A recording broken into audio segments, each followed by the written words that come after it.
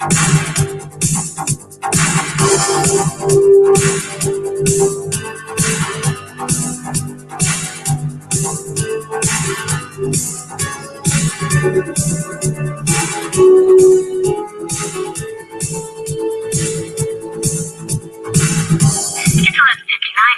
Free America. This is Uncle Sam with music and the truth until dawn.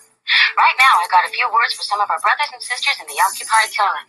The chair is against the wall. The chair is against the wall. John has a long mustache. John has a long mustache. It's 12 o'clock, Americans, another day closer to victory. And for all of you out there on or behind the lines, this is your song.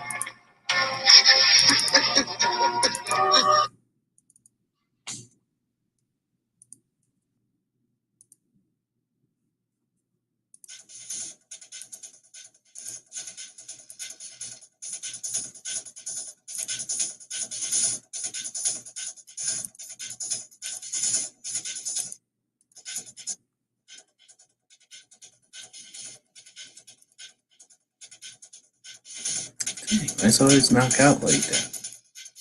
So, welcome to our Daily Gun Show. Come to you live every weeknight at midnight Eastern, where we talk about guns for an hour.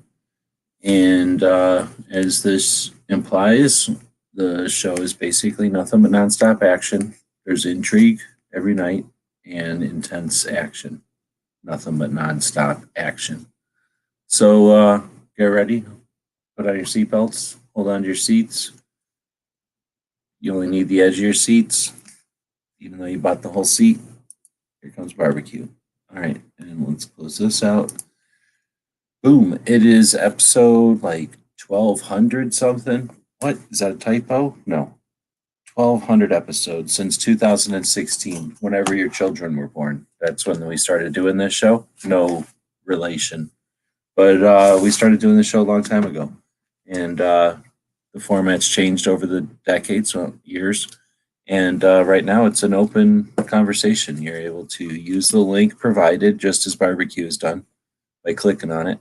That takes you through the pipes of the internet into an actual conversation, and you can be part of the conversation, not only leading the topics, but also chiming in. So barbecue jumped in. Thanks for joining. Good evening.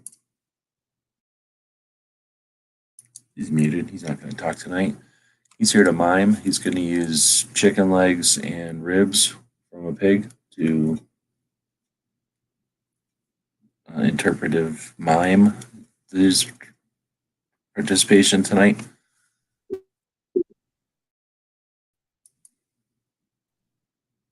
Or not, maybe he's just going to binary type with muting or not. But that's better than most of the people out there that don't even participate at all. I don't know. Now I at least heard something. Maybe it's on my end. When I was on Yankee show earlier, I was roboting. I heard you say, "Can you hear me?" That's all I've heard so far. You're muted though, so I wouldn't hear anything if you're saying stuff right now. Normally, we don't have these kind of technical difficulties. That's because of all the people that aren't jumping in here aren't jumping in to be part of the show. So what we do is we take this link, we copy it down over here, we click paste, and then we jump like that, and then you can be part of this. So no, I can't hear you. Well, I can see that you typed that over there, and I heard you say, "Can you hear me?" a while ago, but you're muted right now. Maybe try jumping in and out, or sticking one leg in and one leg out. That might do it. No, he left. He doesn't like to be told what to do with his legs. I can understand that. All right, so let's see. What shows did we watch today? I guess I could go to this machine, click on this, watch Clover's show. Clover was doing the Thursday studio show today. Is this any better now? Yeah, now I can hear you. Oh, terrific.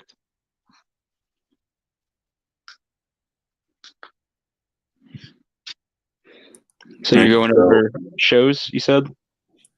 Well, now I'm trying to figure out why my other computer froze up, but I was going to look at my history and, take a look at what I watch today, so we're doing stuff. Working on things and doing stuff, and I usually leave either movies or some kind of internet going in the background instead of a radio or something. So let's see, listen to Clover's show earlier.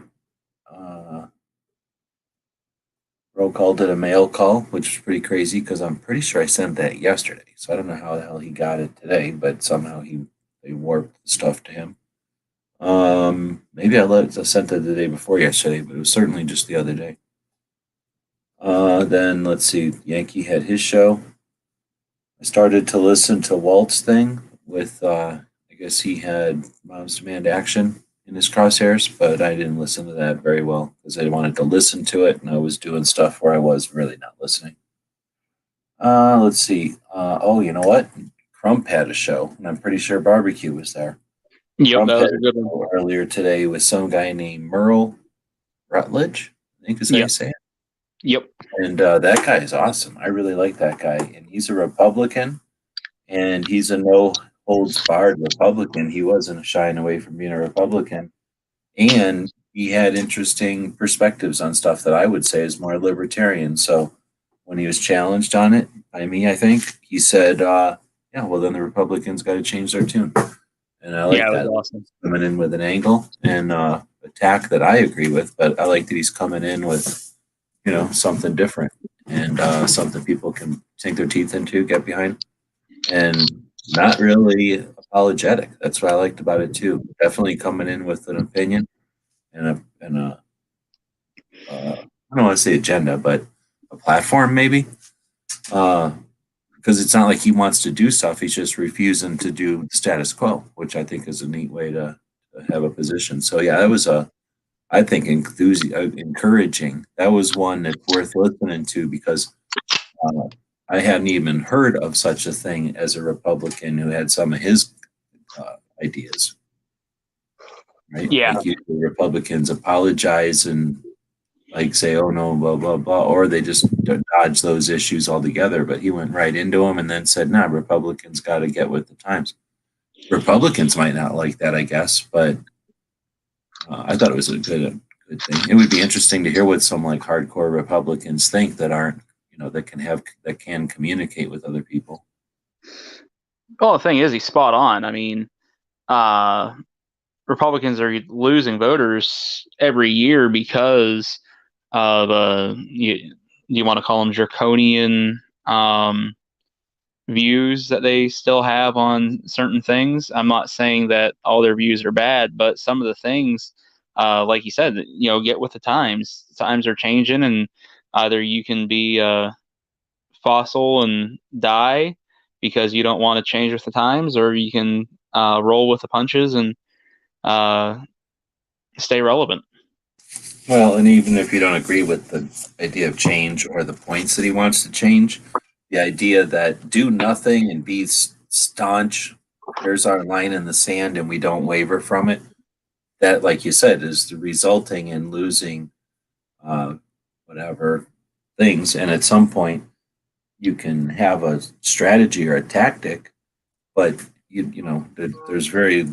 I don't think I've heard ever of a strategy that's an actual strategy where you just do the same thing no matter what. So at some point, even if a strategy is long term or if a strategy is if you're adamant to these positions or whatever, at some point you got to realize that 2 steps further and you lose the game. So at some point you concede territory, you change tactics, you go at a different angle, you split and you flank. There's different tactics that can be at play. And even if you don't agree with this guy's tactics, the idea that he's willing to do something different than exactly the same thing over and over and over is the way I looked at it. Is like, I don't really care what, if you like, I think that was the consensus of the chat too, was that you don't really need to agree with this guy with everything. Because, like, for example, he was like a religious guy. Like, he wasn't saying you need to be religious. He's just like, I'm not going to apologize for being religious either. Yep. But those kind of points. Anyway, I think that was throat either. What's that? He wasn't ramming it down your throat either. Oh no, not at all. And that's the thing. He was like, leave me alone, and I'll leave you alone. But Republic anyway. So I think that that's something that even if you don't agree with those points, if you can understand that there's an advantage to changing tactics when appropriate, then at least you can come to the table as a Republican. I would think, listen to this guy and go, you know, we don't maybe agree on every single point in your rule book or your playbook, I guess, but the idea that we need to change up our plays might be something we can agree on. And I don't know if that's true or not. I'm not a Republican. I don't know. Maybe they got some 4D chess I'm not aware of. But from an outsider, I thought that was a refreshing, like I say, encouraging thing to listen to. Because if I wouldn't have heard that, I wouldn't be. I don't know. I think I'm more optimistic now than I was before I heard all that. Yeah, I don't know. I just see him as that blue collar guy that everybody says, I wish we had this guy that would run on Yeah. these principles and things, but it'll be interesting if he gets the votes in the end. Well, I guess we got to see if he even gets on the ticket, right? Because he's still got to get pledges still, I think. Yeah, I'm going to keep saying my thing that I came up with yesterday because I'm thinking it's awesome, but it's voting. It's not requesting or what was the other one? It's not deciding. It's called voting. Like it's fishing. Like it's either you got to deal with it and it's a game that you can win or lose, and when you lose, you play again, or you think it's some sort of effing finish line where like you do it once and then your kids don't even have to do it if they don't want to. You can just go do something else. Like, you don't get to do that. They're going to keep voting every single 4 years if you participate or not. So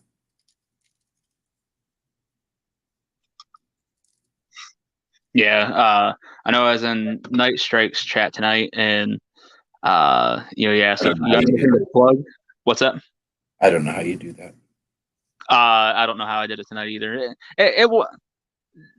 It's not too bad most of the time, I find, but every once in a while I'm like, oh, I might jump out, but somehow I stick it through. I don't know. But no, he asked, you got anything to plug? I was like, yeah, go watch Crump's video and check this guy out. Oh, good. Yeah. Did anybody take you up on it, you think? Did anybody give you any I have positive no feedback? idea. I put the link in the side chat, had Night Strike put it out in the regular comments so people could go right to it. But I mentioned him 2 or 3 times. I know I mentioned him when I first got into the chat, and when we were wrapping up and Night Strike asked if there was anything to plug, and I was like, go check this guy out. Because I even told him his website. What was that? www.rutledge for vagovernor.com. I think it was. I was like, you can go check him out I there. didn't even hear the website thing, but it would make sense. It would be something like that. Yeah. I shared it on Instagram because right after he said that, I was like, oh, now I got to go hit the edit button. Well, you were kidding around about moving there or whatever, but yeah, that guy's, I mean, I'm not a big political or whatever, but that guy the way that he was able to get his point across on Crump's show, which was, Crump's show. It's not like it's a big, what do they call, like a debate or some sort of, stump speech or whatever. This was just, him kind of chatting casually or whatever, but, his, I don't know what word is, like fortitude, would that be the right word? Like what he's got behind what he's saying there. That's some good stuff. It made me want to participate almost. Like, I'm not gonna, but the way you said, like, I'll move to Virginia and work on your campaign. Like, heck, if that guy was in Arizona, I'd probably do something because that guy has a great, what do you call, like, I don't know what to call it, point of view, position, whatever, platform, I guess, to go into politics with. And like I say, you can only get so much out of words, but man, it didn't seem anything. I mean, he's either a great con man or he's just honestly got a good head on his shoulders and an interest in providing a service for a bit. Well, it sounded like he's got some sort of program that he already runs. Because he mentioned the second chance program that he's doing. I'm guessing that's for felons and things like that, trying to get them back on their feet, I assume. So if he's doing something like that, you would think he's somewhat established in his community as well. Oh yeah, I would assume somebody's not going to just come out of nowhere and be that competent as whatever whatever the word is, person for running for office without having some sort of. I mean, he was way too comfortable, right? Like talking about stuff he was talking about, knowledgeable, and then had an actual position. Wasn't just like I'm offended or it's not right that the other guy didn't do enough. Like instead, he's like, here's stuff, here's position, and wasn't like afraid to have an actual position on things. You didn't do the wishy-washy, find the perfect middle of the road way to answer so that both sides are satisfied or both sides can't find fault. Like he went ahead and just took a position that will alienate other people potentially.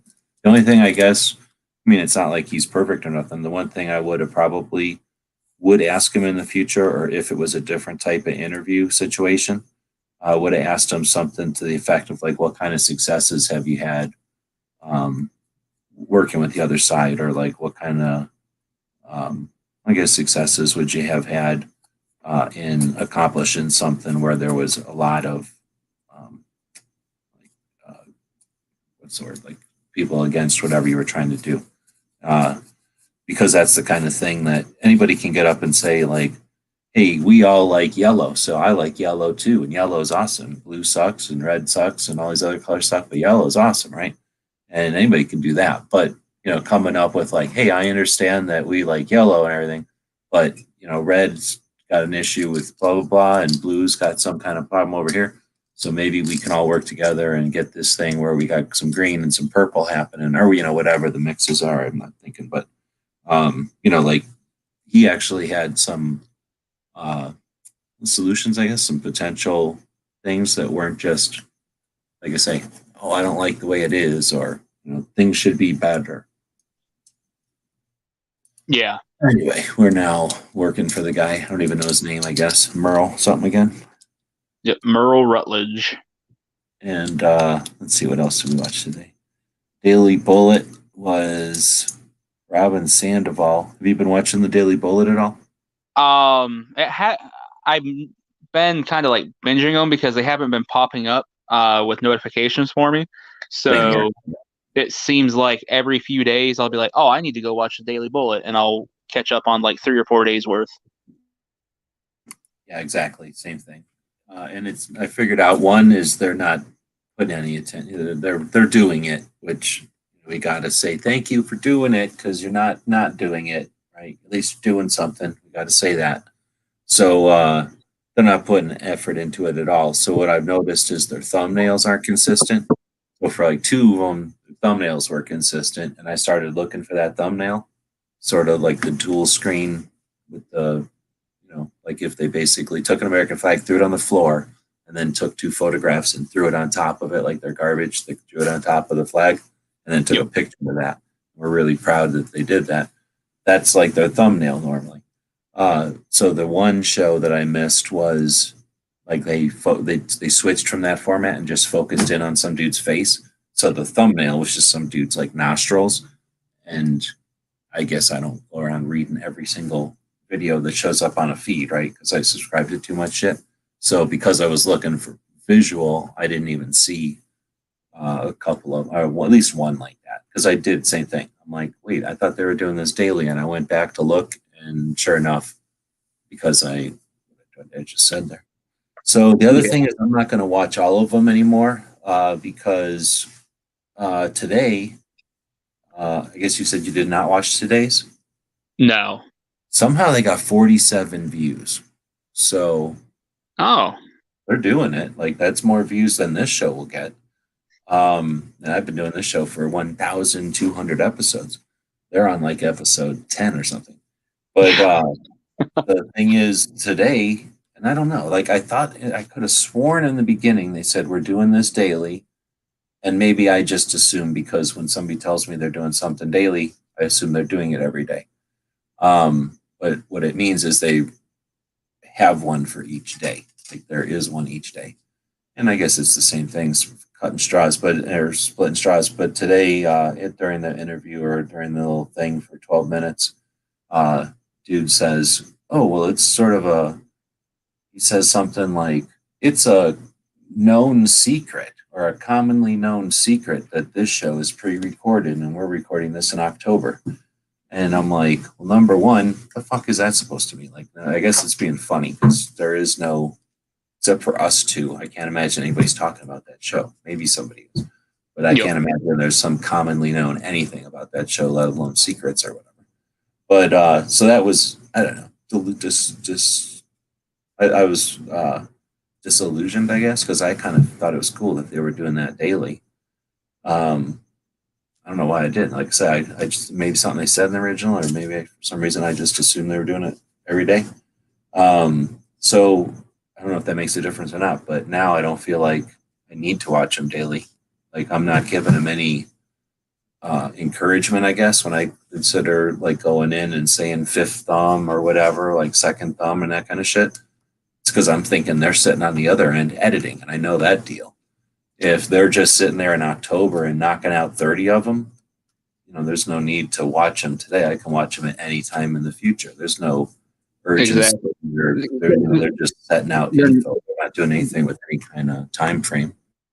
yeah, they're not up to date or anything like that. That's like, I mean, when they first started doing them, I think Pincus was the second video that they Maybe did. that's why, because they recorded them and everything was current, and they're like, "Yeah, I just got back from Tucson," and it's like, "Oh yeah, okay, they're doing." Maybe that's why I assume But they're they doing it. but they weren't current because I remember they're like, this will air the day of the election, and then I think Pincus's ended up airing like the day before or something, and then the person that was supposed to air the day before ended up airing the day of. And so I mean, they even had a couple of them out of order and whatnot. But so when they have these guests on, they're not even going to be able to talk about something that's happening. Like say who is it? Kelly Conway from DC Project for Pennsylvania. Right. Like Whatever's happening in Pennsylvania right now. Yeah, like say she was on today, for example, they could be like, "Hey, what about this bill that just got introduced by Representative Ding Dong out of Philadelphia?" Well, now they wouldn't be able to touch on that because they filmed it 3 weeks ago. Well, that's not what it's for, though. It's so far it's been uh, descriptions of their projects. Yeah, 15-minute descriptions of their projects. So I'm not really sure what the point of it is, but I other think that's than to do it. But they got to start somewhere. It's them driving around the parking lot and training rails right now. So hopefully it'll go somewhere decent. But they got to get their air under their wings or whatever you call it. Get their yeah. whatever. I think that's part of the reason that it is only 15-minute clips is because they're probably got these people on deck. All right, well, we got to wrap it up now because we're gonna have so and so on next, and then all right, your 15 minutes is up because we got so and so. Oh, I see what you're saying. Yeah, I guess that's true if they are trying to do it like that. And then they probably have one person sitting there going back through and saying, all right, well, we did 20 of these today. We got to get them edited and scheduled and everything else. Well, I'm almost certain it's just Paul. There is nobody else. That's what I was wondering. These crews behind us doing stuff. Like every once in a while, somebody will come over and talk to you while you're doing something. That's about the closest you get to a support crew as a YouTuber. At least in one of the non-professional ones. Now there are ones that are not individuals anymore. That are, people come in and clock in and they're there from 9 to 5 every day working on thumbnails and all the shit that Clover and them are talking about doing DIY. Yep. Yeah, I was wondering if it was just Paul doing everything himself, or if they had Paul just being the face for it, interviewing That's one of the everybody. reasons I'll continue to give them honest critique that what the hell, this is 2020 and they're doing what we were doing in 2012, like an individual working on something. They say that it's Second Amendment foundations. Well, it's on their on their platform. And if there's any money being exchanged, shame on everybody. I'm assuming it's all for free. But again, you can volunteer all you want, but shame on you if you're doing it 8 years after everybody else mastered this shit. Like, come on. Like, why did you pick people who haven't done this before when this is an 8-year-old conversation that's going on? What if they would have picked Yankee up and said, work with us since we're both in the same state? And Yankee's all out there cleaning up his act and trying to figure out what to do blah, blah, blah. And said, hey, why don't we get you in with our guy over here who's, young whiz kid, gets the shit done, and you can tell him what you want done and you do the parts you need and the rest gets done. And now there's something like, come on. I mean, it doesn't have to be Yankee. I'm just picking him because I know him. It could be any number of people that they know who understand how to do production value and maybe can figure out how not to disgrace a flag doing it and then not smoke during the whole thing. The other thing is, can you shut off the fucking mic? I had to listen to one with Paul going, what the fuck? You don't breathe out, dude? You just breathe in? Like, quit smoking. I don't know if I did that when I was smoking, but holy crap. And I'm not, this isn't good or nothing, but you know what I'm saying? I'm allowed to bitch that it's being run by whatever being a daily thing. I mean, what the fuck? Like I say, they're on training wheels in their parking lot right now. But you get past that in 2 seconds. That's easy stuff. Like I say, this stuff is easy to do if you really want to make it nice. Hopefully they'll throw some resources at it and, like I say, not just be a 15-minute introduction to everything. Because honestly, how many times do we need everything to be introduced? That's what Gun Rights Policy Conference is getting on my nerves about. When it's people show up and every year just introduce their project. Like, okay, we know you now. Like, how many times do you need to be introduced? It'll take 15 minutes to tell us the same thing you told us last year. So if they're just going to take 15 minutes to do this every time, then you never get into any meat. You're always just That's the other thing I was going to mention is, you can watch this every day, or you could go back, watch clips from the 2A rally, watch things from Gun Rights Policy Conference, and basically get everything that's being said by majority of these guests anyways. Yeah, no difference. At least not yet. But we'll see. It's only got 5. Like I said, I don't think they're up to 10. This might only be 5 or 6. If that's the case, they're definitely not putting one out every day then.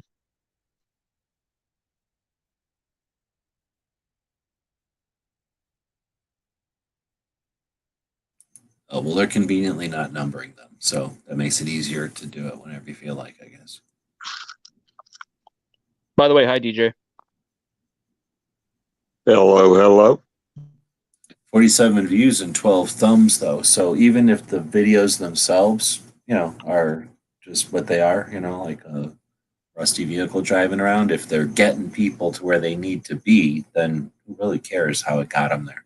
So if it's getting 47 people to watch and be aware, and then 12 of them to participate, that's a hell of a lot better than if they never flipped on their cameras or turned on a microphone. I haven't gone over. And they also say, or it's not like they ever disgraced a flag and put their fucking shit on top of it. I haven't gone over to their website yet. Are they putting it on the website? Like, hey, check this out every day on YouTube and wherever else they might be having it? I have not looked because I can almost guarantee that their website looks like 1997 horribleness, like it always has. Yep. We'll build it right now, but it hasn't changed since like 97. That's fine. I mean, it's cool, I guess. And then, do you think they approached Paul, or do you think Paul approached them? I don't have any idea.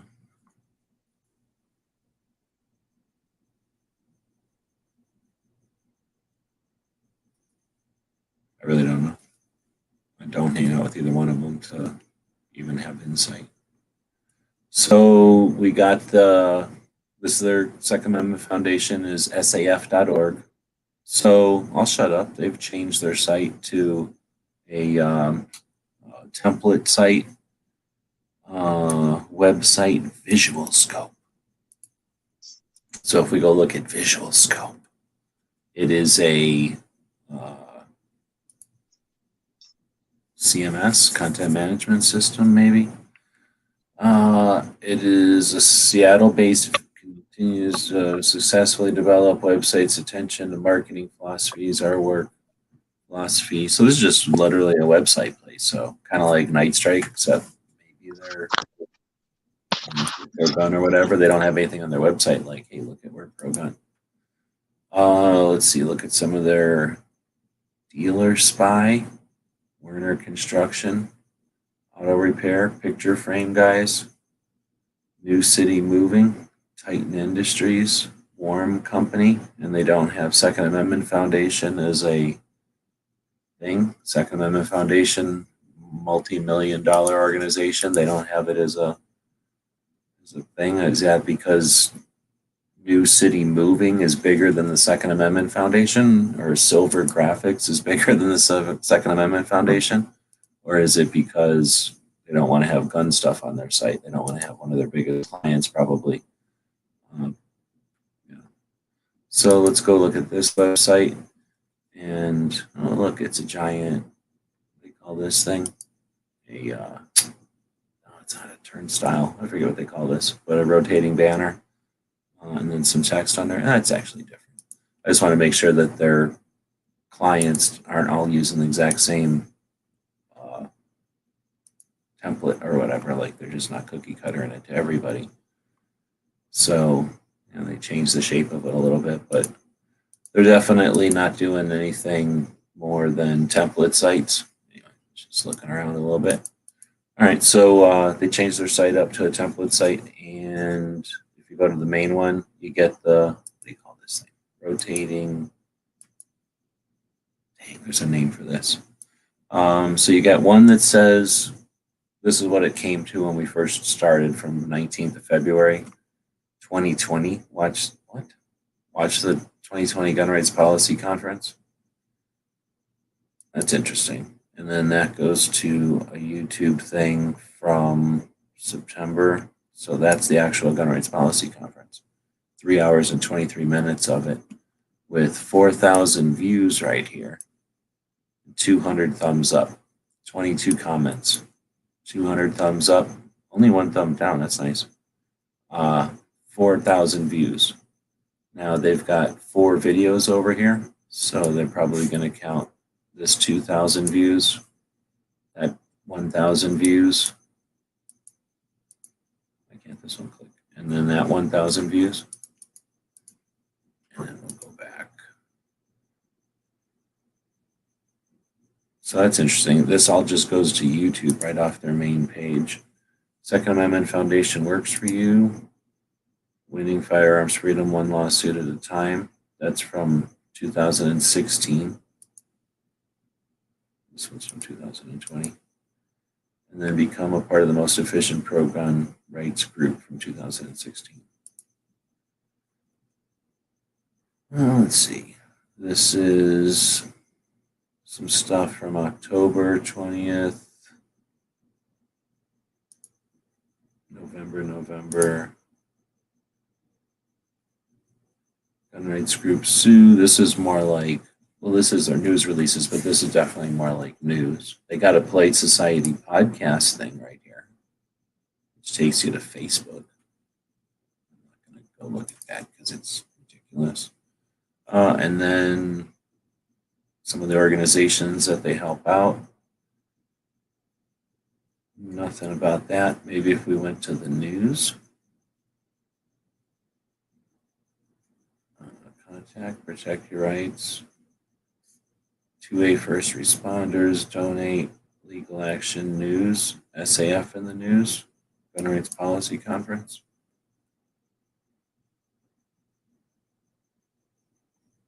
That is basically the registration and a itinerary. I went and looked at all those views because I've heard them talk about the Gun Rights Policy Conference having like 30,000 views or viewers. And I don't know where they come up. So no, I don't think they have it anywhere on here, dude, unless we're missing it under like, say, like maybe news releases. So I don't know. I don't know why they're doing it. And I don't think it means anything that they're not putting it here because they don't update their website necessarily, like daily or nothing. We'll go to their Instagram, and this is from April 30th, their second to last post, and then their last post was from June 8th. So the Second Amendment Foundation didn't even promote the Gun Rights Policy Conference. Like the last post on their Instagram is from June. So they didn't even go on their own Instagram and promote the Gun Rights Policy Conference. I'm not even going to go to Facebook because I hate Facebook or whatever.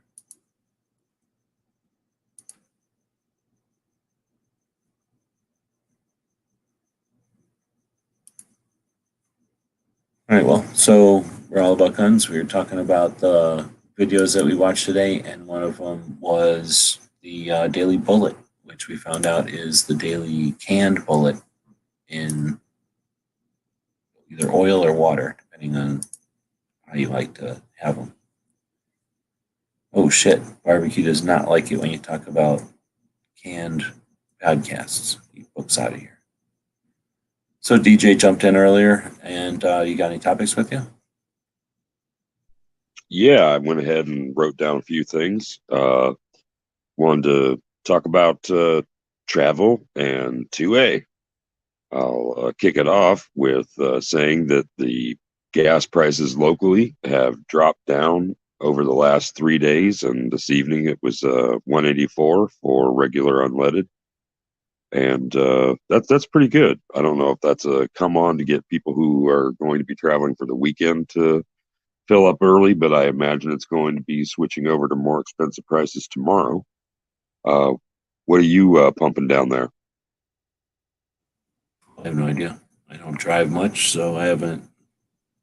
Yep. I haven't even driven past gas stations, let alone had to fill the van in a while. I think it's around $2 down here. I don't know if it's. I think it was hovering a little under, and now it might be. It hasn't been to $2.10 in a while, I think. But I've only been. I don't drive anywhere, so I don't really. I guess I must fill the van eventually, but it's happened like a couple of times this year. So it What's hasn't. capacity in the van? Like 24 gallons. So I usually get to more than 10 before I'm filling it or whatever. Yeah. But if it's $20 to put 10 gallons in there, then that's not like it hurts. If it was $60 to put 10 gallons in, like it's a little different. You start noticing when the gas is that high, but it's not like that here. It's like that in California. You drive to California, it's tough to. You have to remember to calculate that they pay like $3 more a gallon than the rest of everybody, which is like double sometimes, more than double right now. Yeah. What about you, Barbecue? What's gas price? What are gas prices out there?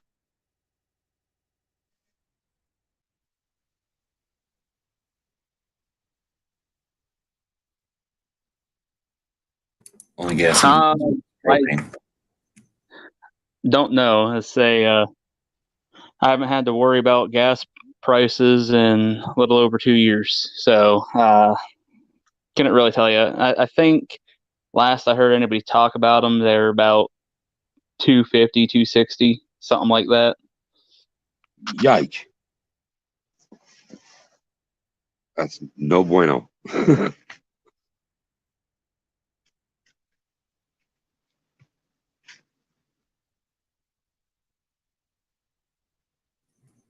Yeah, the crappy thing about it is we're 30 minutes from the Ohio line. If we were to go 30 minutes across the line into Ohio, gas drops down anywhere from 50 cents to $1, depending on where you go.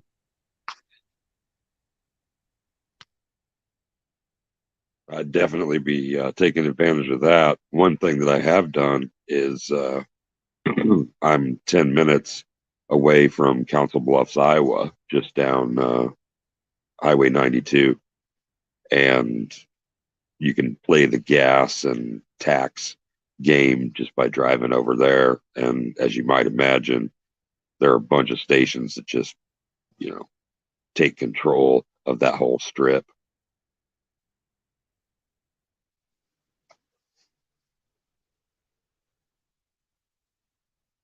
But on from gas prices, another thing about travel that I was thinking about that I was considering in the weeks leading up to Wanamaker was renting versus rolling your own.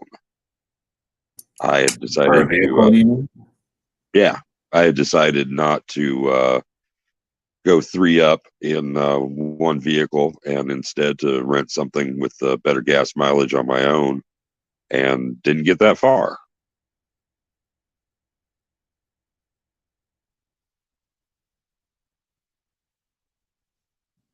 Keep muting because I'm typing, but are you talking because of the thing was canceled or because you didn't want to go down that route?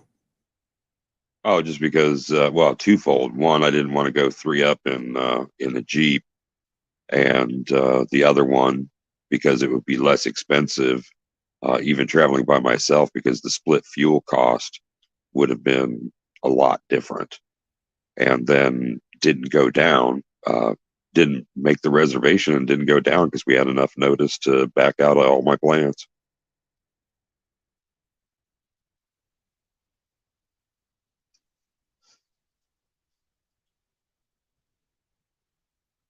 I used to like driving down, renting to drive down somewhere and then flying back. That encouraged me to travel light and have fun on the way there.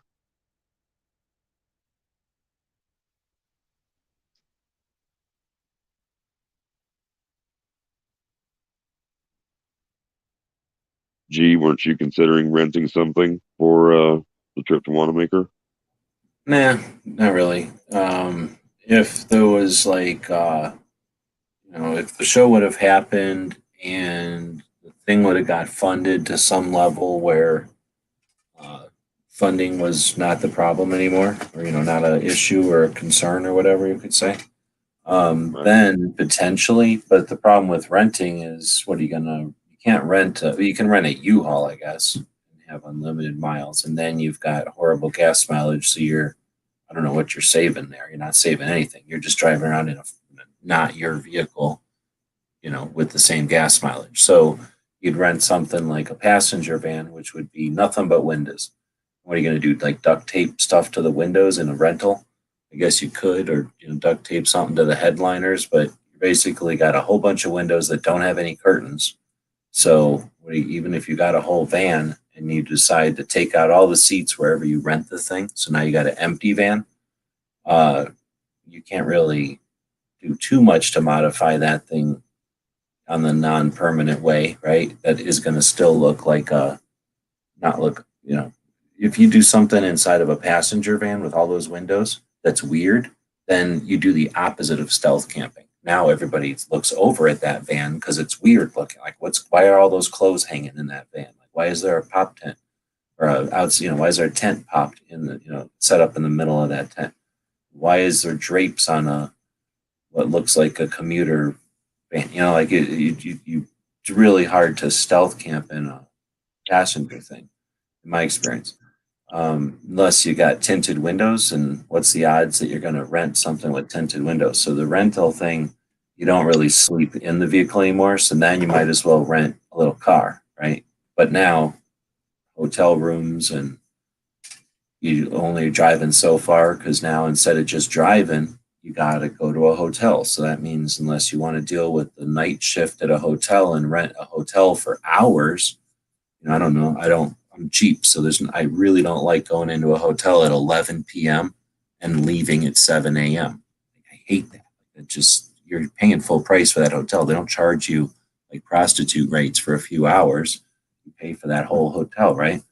So unless it's like money doesn't mean nothing, I can't see renting for me. Because the reason I drive is so that I don't have to pay for a hotel or a kennel or restaurants or anything. I can just go to a food store and grab some raw material food, throw it in the van, turn on a stove and cook it and save everything to gas. So for me, renting would have been, if it would have been some sort of need to be there, and more than likely just turn right around right at that point, because with the money just flowing like that, you're not staying at a hotel for 2 weeks every night. You're going to stay at a hotel as least amount of days as possible. So that turns into a haul ass and haul back type of event, which still ends up costing as much as mosey in an expensive gas hog vehicle, as long as you're saving a bunch of money.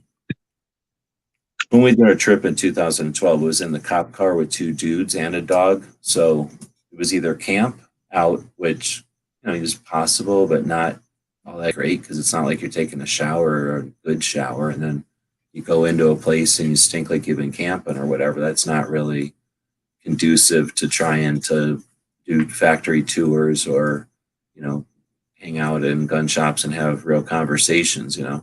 So that means staying in hotels. And then again, like, just it kills time. You have to stop at, let's say, 5 p.m. or 7 p.m. in order to stop. Everybody can get out, walk the dog, shower if you want, or clean up and whatever, and then eat and crap and this and that other thing, and then do whatever, trying to get stuff accomplished if you're on a trip, right? Trying to do a show or do some content, get some editing done or something. So do some amount of work. And then sleep, wake up, do all whatever reverse version of that. Where if you get in the van, I can just drive until I literally am falling off the road. I can almost just pull off any exit if I had to, if I was driving across New Mexico or something where it's worthless. There's no point in stopping. I can just pull off at a rest area for sure, sleep for 3 hours, eat some handful of peanuts and drink some water and keep going. Need a conversion van? No, I definitely don't want a conversion van because I stealth camp. A conversion van would again be that eyesore, that unusual camper. Why is that small camper in the cul-de-sac? Or why is that conversion van, there for more than 12 hours? Are they camping there? When a white van that looks like a contractor van or a delivery van is sitting somewhere for 12 hours, they think, did that guy go to a movie with his girlfriend or something? Or, are they delivering something? Or did the plumber have to take his other pickup truck somewhere and they left the van? Like, nobody really even sees white vans when they're contractor vans. But as soon as you start turning them into campers, then it's like, what is that, a drug dealer back there? What's that, a rapist? Like, it turns into a whole different thing where people are concerned why that van is parked over there. And I looked at them. I really like conversion vans. Those were neat when I was a little kid. Having like a little mini camper in a van is awesome. They look cool and they're cheap because nobody wants them. So you can get a conversion van for like $1,500, and they'd have a few miles on them. But now you're buying a van that's old because nobody wants them anymore. So they quit making them a while ago. They're old and they usually don't get driven. Most of the time it was grandparents buying that stuff, trying to do cheap vacations or something after the kids were growing up. So they've just been sitting in driveways. And if you buy them sitting in a driveway in Arizona, all your gaskets and rubber is gone, dry rotted or cracking and leaking. So buy the thing cheap, but then you got to take it somewhere where they can still take apart an old engine, replace all the gaskets and put it back together without bending you over to do it. That's the problem with the 86 van, is it's a basic, easy van or engine to work on that my grandparents could have worked on, but kids nowadays don't know how to work on that van. I had the best of both worlds in my 74 camper conversion Dodge Sportsman. Kicked out the back end, another couple of feet, 3 feet, and it went everywhere. I could work on everything, and the only thing that was a drag was the gas mileage, but it was a carbureted big block, so I got to go where I wanted to go at the speed I wanted to do it. And it was, besides the fact that it had the increased headspace with the topper thing on it, It was pretty incognito except for its age. Not a lot of 74s still on the road.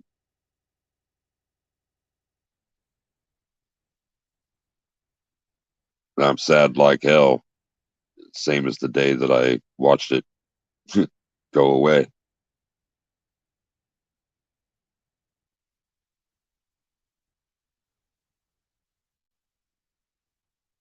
So you're saying they make the Mercedes and Transits? Now that's totally different because those you can, like I said, everything I just said, you can leave that looking like a uh, whatever I just said. Trying to talk and type same time. A what I keep saying, conversion van, a contractor van, real easy. And since they're so freaking tall, number one, you can stand up in them, which is awesome. It gives you all kinds Yep. of extra room in there to put cabinets and stuff in them. And they're so big inside that you can put cabinets in it and still have way more room than I got in my van right now. You can definitely lay them out into like the best studio ever. I mean, that would definitely be the perfect option. But then the other thing is because they're so tall, you can put solar panels on top and nobody even sees them. Like, unless they're on a roof looking down at you or looking at you from some sort of parking lot surveillance camera, they don't see that solar panel. And if I had a transit or something like that, I suspect what I would end up doing is putting a fake ladder up there, like a ladder illusion, and then have your solar panels run down the ladder illusion so that at a glance you'd go, oh, that's a transit contractor vehicle with a ladder rack up there. And you know how on a transit, they're a big van. So having a ladder up there, it's going to be like a 30-foot plus extension ladder. Nobody's going to think that that's a little flimsy piece of aluminum or two. They're going to expect it to be, substantial, and the rack and everything that holds it on top of a transit substantial, and a ladder going up to get it would be, not unusual or whatever. And add to the illusion of the contractor van, I think. But like I say, make it a subtle, basically bracket setup for the solar, and that would uh, give you a transit is probably as long as my van, so it'd give you like 10, 12 feet of solar, the width of a ladder. You could probably get real wattage out of that without even hardly looking like anything. But yeah, so I would think that would be the way to go. The problem is they're diesel and just so new. I mean, I can, roll up my sleeves and work on the brakes on this thing. You get to something like that, and it's, again, requires the kind of financials level where you just don't care about taking it in for service and stuff. Plus, you'd probably want to do PM on something that expensive, preventive maintenance on something that expensive, so that you didn't, just, what do they say, save a nickel and waste $1 in the long run. Yeah, they have Well, pretty solid warranties. Is if you did have solar panels on your van at all, a lot of people would just think that you did one of those battery conversions so you can run electric. No, yeah, exactly. On a contractor van, it wouldn't, especially if you left it looking crude like a contractor van. I don't think you'd get too many raised eyebrows with all the electric tools and stuff that are going on around today.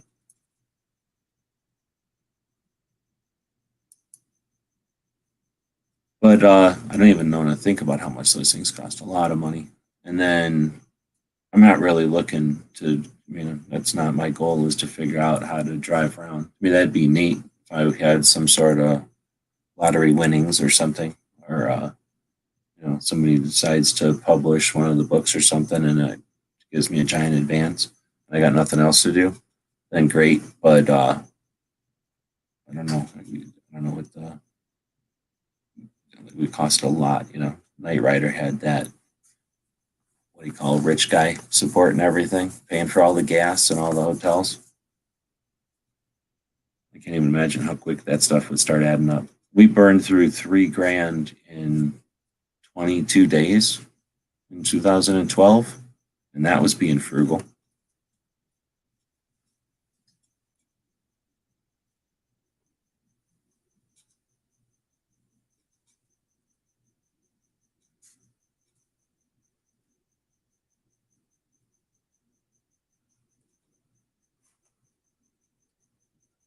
All right, well, So now we got that here. 55 minutes in. We had a pretty decent show going yesterday. There's well out there. I'd like to talk a little bit about let's see, rear wheel drive versus front wheel drive versus all wheel drive versus four wheel drive. Not only when it comes to your daily commute, but when it comes to your vacation proclivities. I've done it in all of them. I've only ever had rear wheel. I can't imagine having front wheel drive.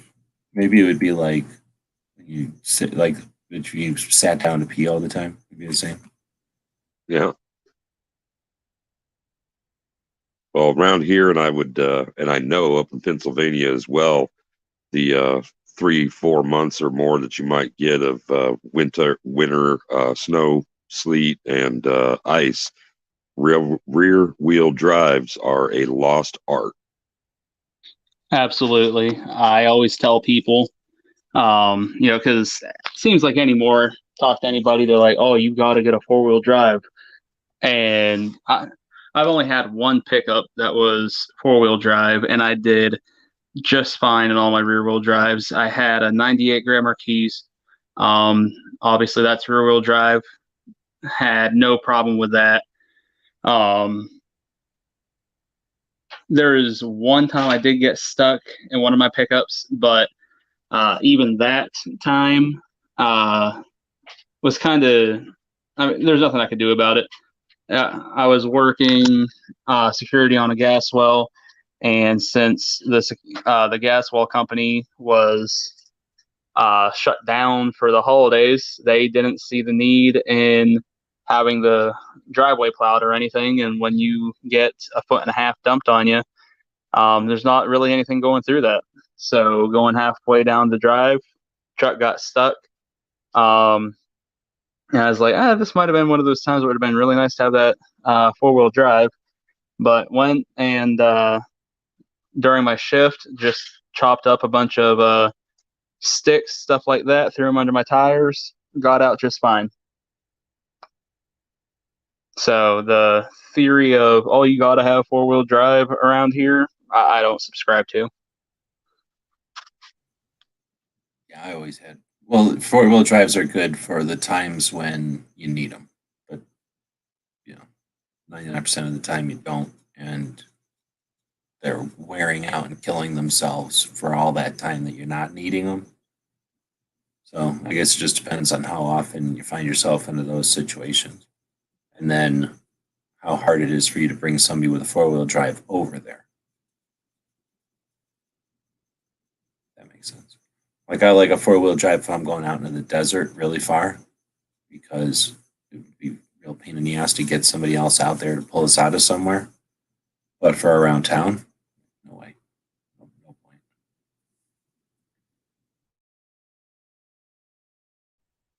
Yeah, around here it's a game of progressives.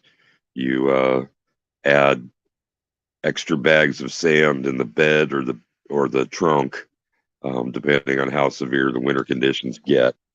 And I've always got half a dozen tubes ready to go. But when you're loading up onto the tonneau cover for a gun show, the sand has to go, and the ammo cans get stacked last in the back.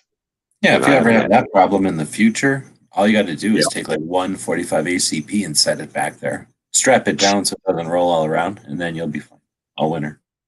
Yeah, the worst roll around was a bunch of shell casings and heads for artillery. Like rattle banging around corners with some of those big ass spent casings was it was musical, but it was a little bit annoying. Yeah, all the ammo cans. My God, I'm glad I don't deal with that anymore.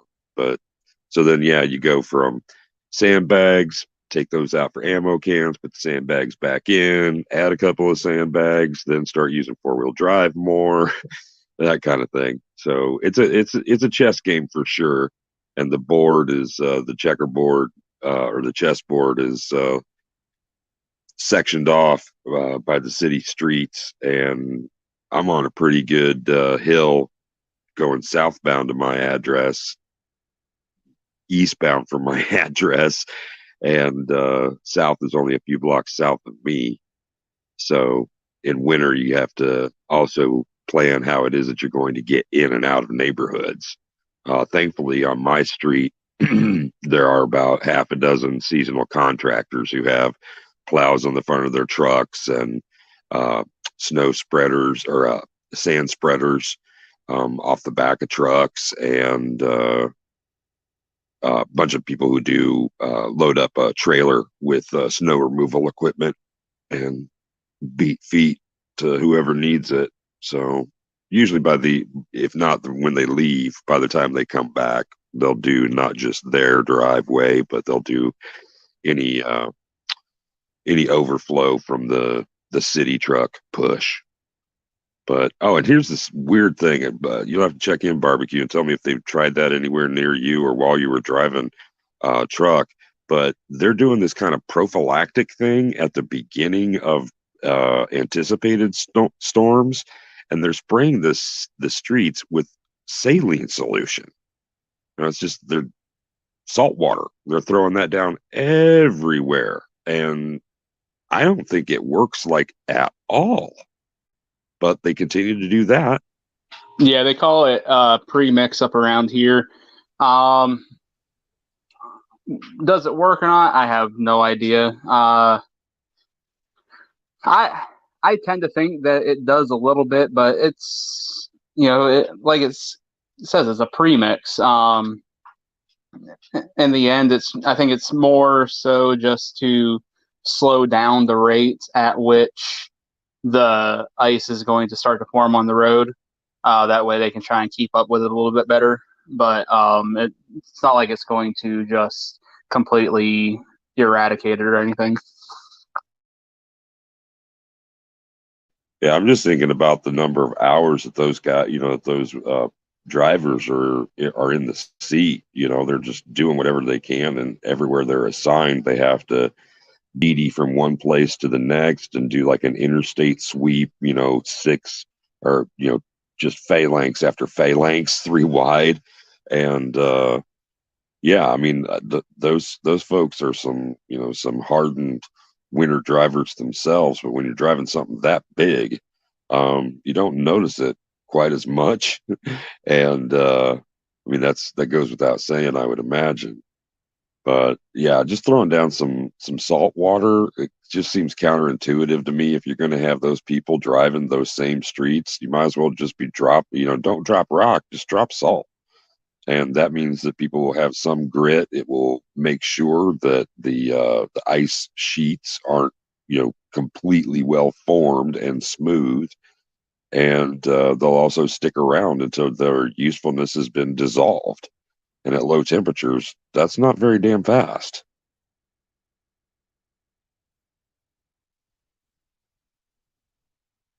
I don't get the salt because in the summer, doesn't that just salt the earth and everything's can't grow? Yeah. See, that's another thing, and you'd think that might be nice, because what it would do is it would make the encroachment of the weeds and ditch stuff a little bit better. But I don't know. Either they're adapting to the saline. Yeah, they're either adapting to the saline or the kill zone. Well, the water runs off, so it just goes into the ocean or whatever, like eventually. But it doesn't. I mean, some of it might stay there, but it doesn't. When the snow is melting, the ground is saturated. It's not accepting water, so it has no reason to absorb all that salt, right? It's just going to wash out with all the rest of the runoff for the most part. But at the same time, it's not all running off, and that's why it's always bugged me. I guess sand just seems so much easier, but I don't live up where they got snow anymore, so I'm good at saying that.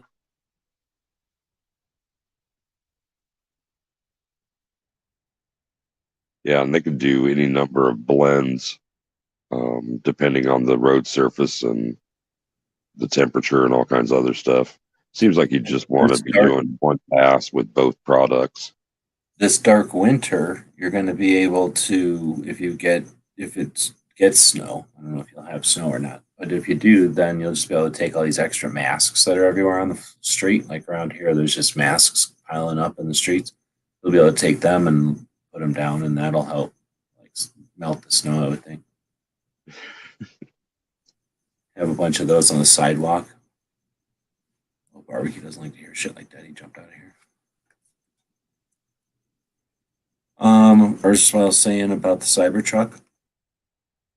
I would totally get a Cybertruck. It sounds like a super cool thing. I don't have $39,000. That costs more than my house, but I think it would be cool to have one. I seen a show where they were speculating on because he has a Cybertruck and he has a car and he has some other kind of car, I think, and they're making the semi because that's the cyber pickup truck, but then they're making the cyber semi. That there was speculation that they're going to make the cyber van also, like the cyber transit delivery van type of looking thing, bread truck, because of a whole bunch of deliveries happen in those transit vans, and making those things where they recover their energy as they break would be amazing because can you imagine how much heat is being generated by delivery vans every day? Because all they do is speed up to the speed of the road they're on and then brake, and then speed up to the road they're on, brake. And those electric ones would use energy, collect the energy, use some energy, collect the energy, use the energy, collect the energy. That would be a total difference. So even if everybody's going to complain about how electric vehicles take a damn to blah, blah, blah, they're not taking into account, what's that called? Regenerative braking? Like that you barely need to turn those things on because you're keeping a lot of that energy. And anyway, those vans, I don't know what they would cost, but they're probably going to be pretty penny, but that would be an amazing van. To be able to drive around, make that thing into a studio. I mean, ambulances are ideal, and they're not anywhere near as big as those transits and stuff inside.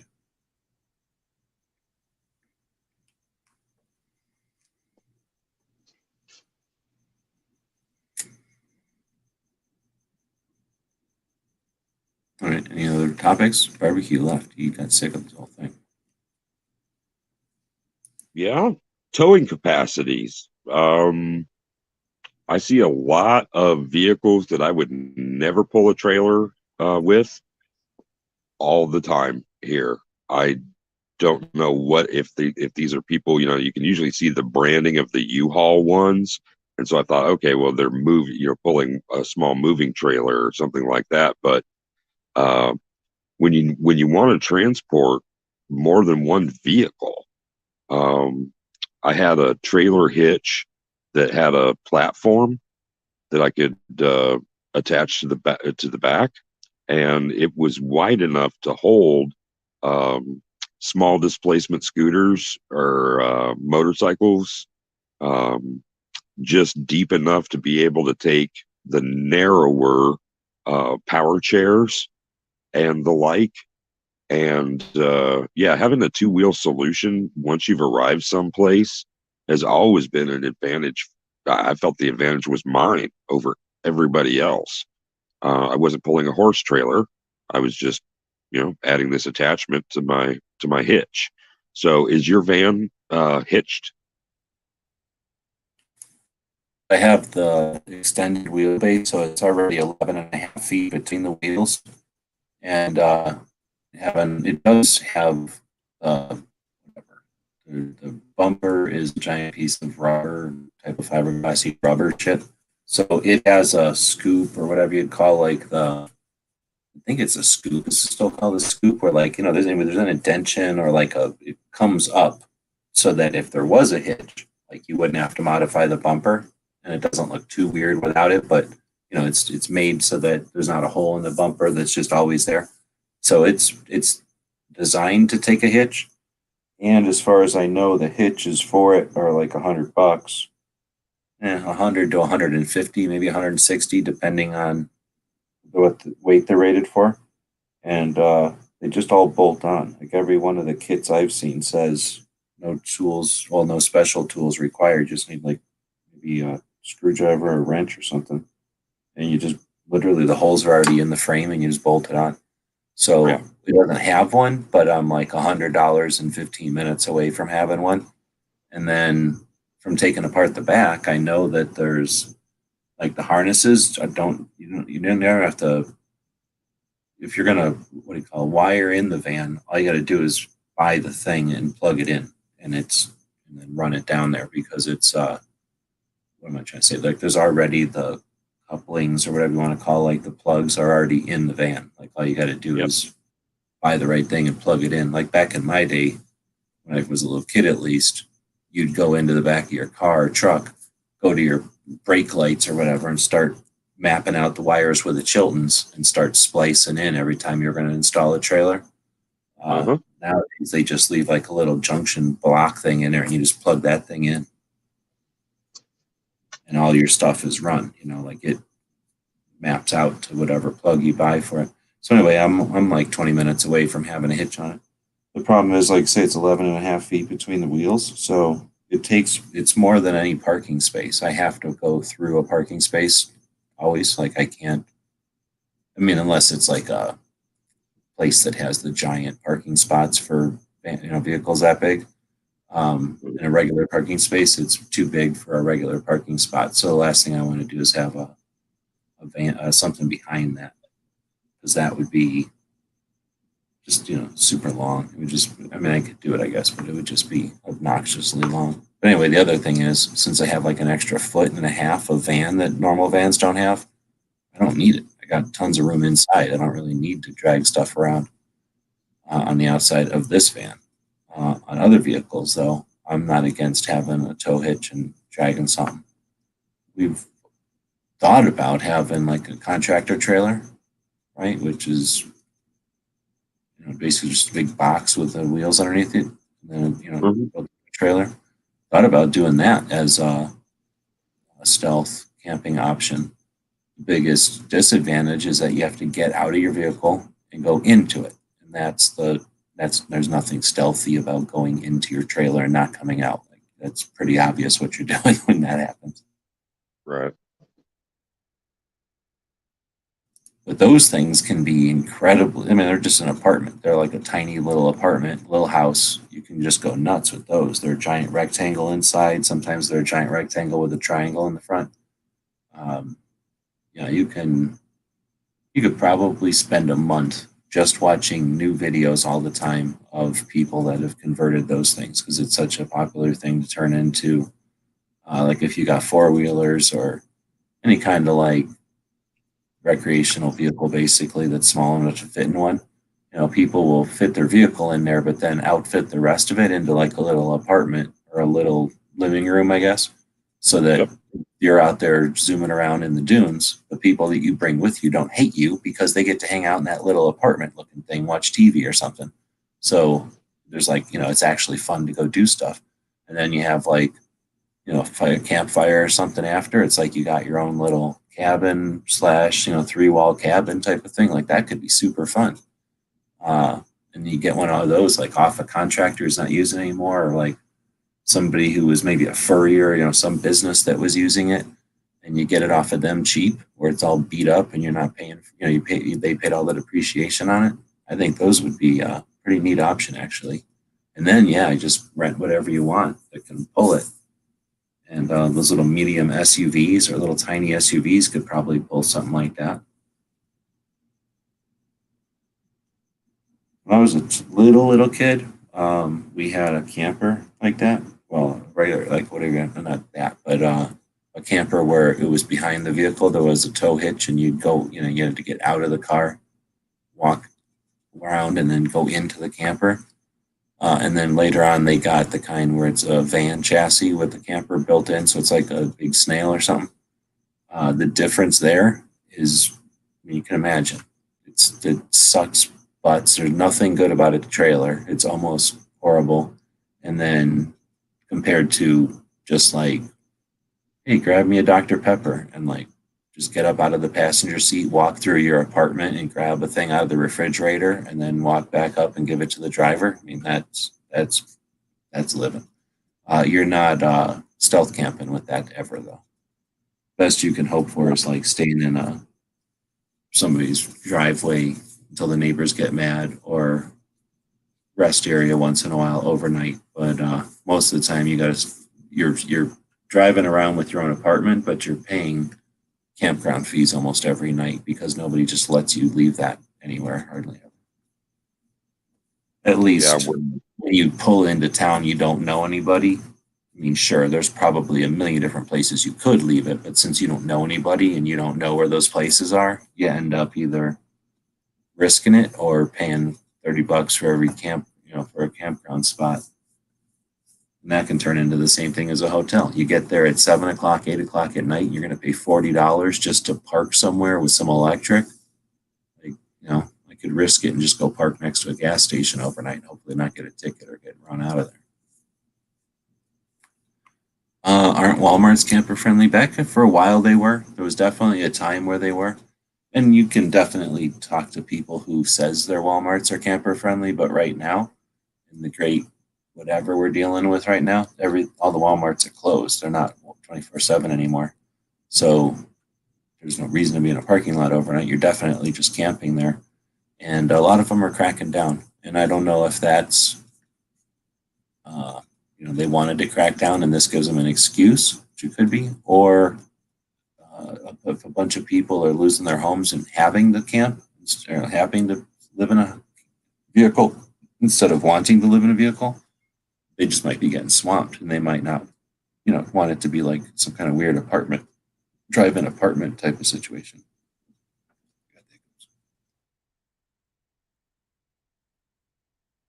unknowingly, I parked my van in front of the house that I was trading work on for rent in Canada. And the next day, apparently, there was quite a stir. There are not a lot of inhabitants year round there. And I had no idea that their queue for the ferry was right outside my door. And because I had pulled all the curtains, the cab curtain around and that sort of thing, and had drapes everywhere else, no one could see in to see if someone was there even. And so by the time I got up, there was somebody who was sitting outside of the two pump gas co-op, watching to see if somebody came out of the van. And because I guess the association with where it was in regards to the house, when I went across the street to get some salmon jerky and Coca-Cola, the woman asked me, and indeed, people were quite concerned because no one had responded to knocks on the vehicle and it having Nebraska plates. They probably were thinking something very strange was up from the States. And so I moved it around to the side street after that. And I was sorry to have dismayed so many people. What seems like a good idea at night when you're ready to just pull the plug and catch some Z's is not always great in the morning.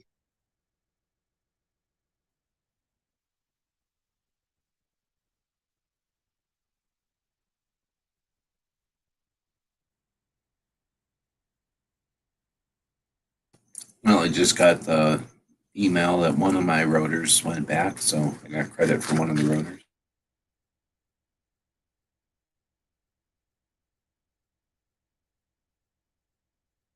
So when was the last time anybody went somewhere on a bus, not a school bus?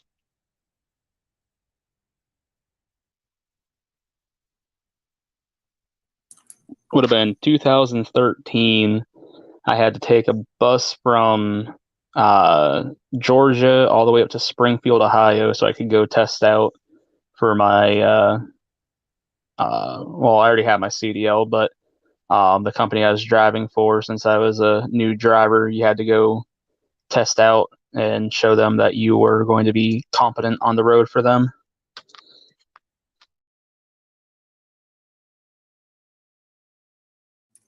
So I actually probably 88 or something for me.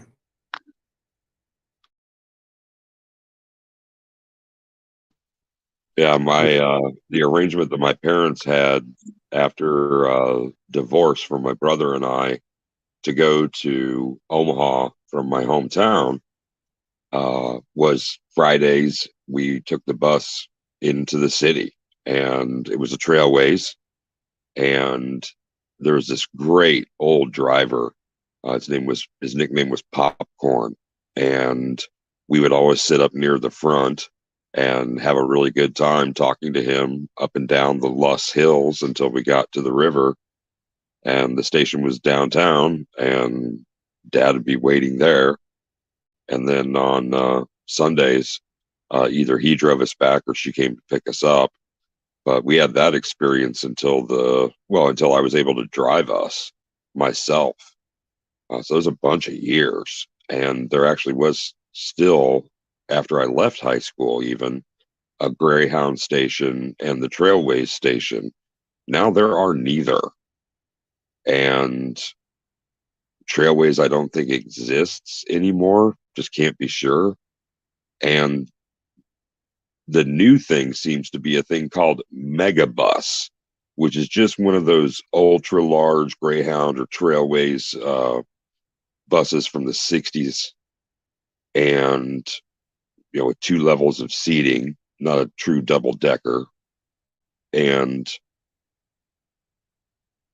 it picks up from a central location that's one of the central drop-offs for the city mass transit system. And the deal is that you book your ticket online, and the first customers who do so, it's progressive ticket cost. So if you sign on and buy your ticket at the first run, you can get from Omaha to Chicago for like $25.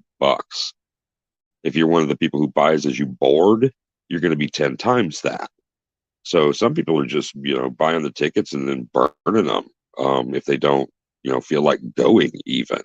It's no faster to get anywhere, but it's, price-wise, it sure as hell is beating anybody else right now.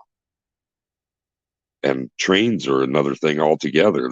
I tried looking into trains just to get to Tulsa. They're word on. If I want to go to Denver, I'm fine, but anything else, nope. Back in 2011, I think it was, might have been 2010, took a train from Erie to Omaha, Nebraska, and back. Well, then you've seen our beautiful downtown. Yeah, it's not too bad. Well, we're a river.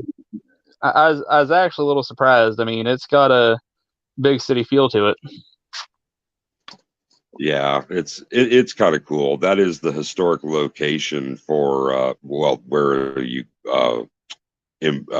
disembark from the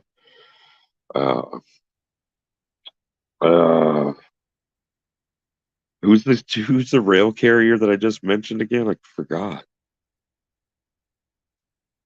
Anyhow, the platform that you would have been on is the one that's used now, but that big sandstone building near the same place, a couple hundred feet away, is the historic train station for Omaha. And we were a huge transit station for soldiers, and they have some pretty cool it's not I guess it is statuary, so it'd be like people during different time periods, and as you approach them, they have automatic recordings that start. So it's like a family seeing off a young soldier, and a woman sadly waiting for a train, and a young family. And as you're just walking throughout the station, which also still uses its ballroom, and also has is host every year to the tallest Christmas tree in the state, is open, and they have then permanent exhibitions for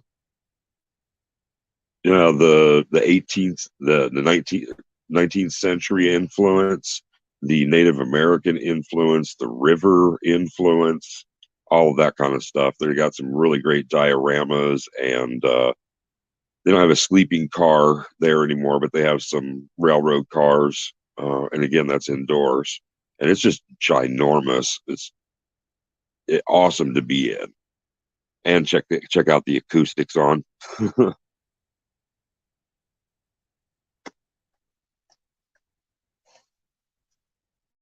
So Georgia to Ohio must have been a bear. I was young and enthusiastic, and I rode from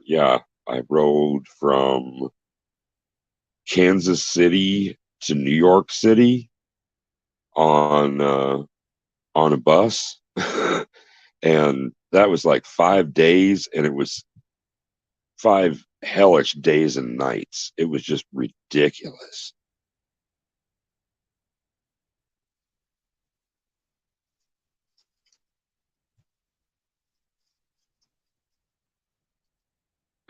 Well, first I had to get to Georgia, so I ended up leaving my hometown in Meadville on a bus that took me down to Pittsburgh. Took a bus from Pittsburgh over to Harrisburg, and they took me on a bus down to Baltimore to DC. Why the heck I'm getting on so many buses at this point, I have no idea. Then took a bus from DC all the way down to Savannah, Georgia. Then with where I was supposed to get off in Georgia, a cab driver happened to appear at the bus station, and he's like, "Hey, anybody need a ride?" And I was like, "Man, I've got like a couple more hours." I was like, "Any chance you'd take me down to I want to say it was Columbus, Georgia?" But he's like, "Yeah." He's like, so we're BSing for the hour drive that he's driving me down there, and I had him do it because I knew the company was going to reimburse me anyways. And he's like, "It's a good thing that you had me take you." He's like, "Because this is the spot where the bus would have dropped you off." I'm like, "You're joking with me, right?" He's like, "No, it would have just been in the middle of nowhere alongside a 4-lane highway." I was like, "You got to be kidding me." So, and I called the company. I was like, "You realize that would have just dropped me off in the middle of nowhere, and I would have had like a 4 or 5 mile walk, not even knowing what direction to even start walking in to get to the hotel that they had me set up at." But the bus from Georgia to Springfield, Ohio, that wasn't as bad. That was straight shot up to DC. Then I think the bus from DC pretty much shot me straight over to where I needed to go in Ohio. Well, thank God something went by like that. Jeez. Yeah. But yeah, that the trip down to Georgia, like I said, 4 or 5 different buses. Why in the world I was switching so much was beyond me.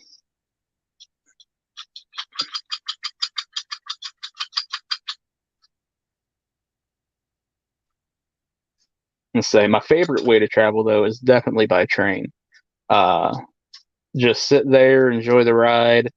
I would do that again in a second. Part of that's probably because I like trains. I collect them, stuff like that. But so probably a bit partial.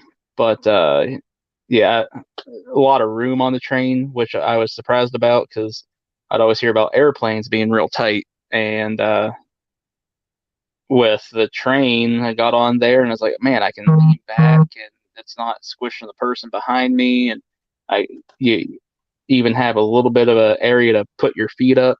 Not a whole lot, but nonetheless, on the bottom of the seats, there's a little thing that you can kick out a little bit. I was like, this is pretty nice.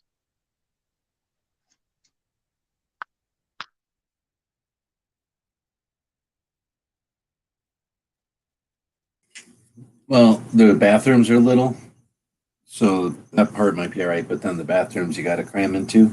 Yeah, the bathrooms are horrible. The food, I guess, is like super expensive, so it makes sense, I guess. But so you gotta basically smuggle food in, be able to eat economically on it, from what I understand. And then the time, like it's not the quickest thing for sure.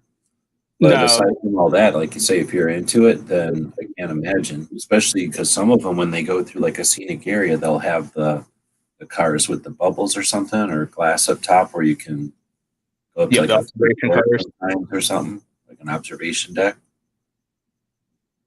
I've never been on one, but I've heard of that kind of stuff. That would be pretty amazing. Oh Yeah, yeah, they are. the food, like you said, is just ridiculously priced. I didn't bother eating because I was like, well, it's 8 hours from Erie to Chicago, and I've got another like 6 or 7 from Chicago to Omaha. So, I mean, drive time wise, it's about the same as if you just did it in a car, except you're Yep. just sitting back and enjoying the view. Um, but I remember my first layover in Chicago at the train station. I was listening to some people talk, and they're from Texas. I knew this because they said that, and they were mad because apparently the train had ran out of alcohol in the first hour of their trip from, I think they said, Houston up to Chicago. Yeah, but that's what they tell drunks when they're getting out of hand. Like, oh, we're all out of alcohol. Sorry, Yeah, I haven't asked anymore because we're out now. So why don't you go back? but I was thinking that because I was 19, so I guess it would have been 2009, 2000, yeah, 2009 when I did this. But I was like, I wonder if I could get served because I was able to get served when I was like 16. Not that I condone underage drinking or anything, just I looked really friggin' old. Um, so I was like, I wonder if I could get served on the train. And I go up there and I'm like $6 for domestic. Holy cow. So $6 later, I'm walking back to my seat with a Budweiser. It's like, well, that was cool.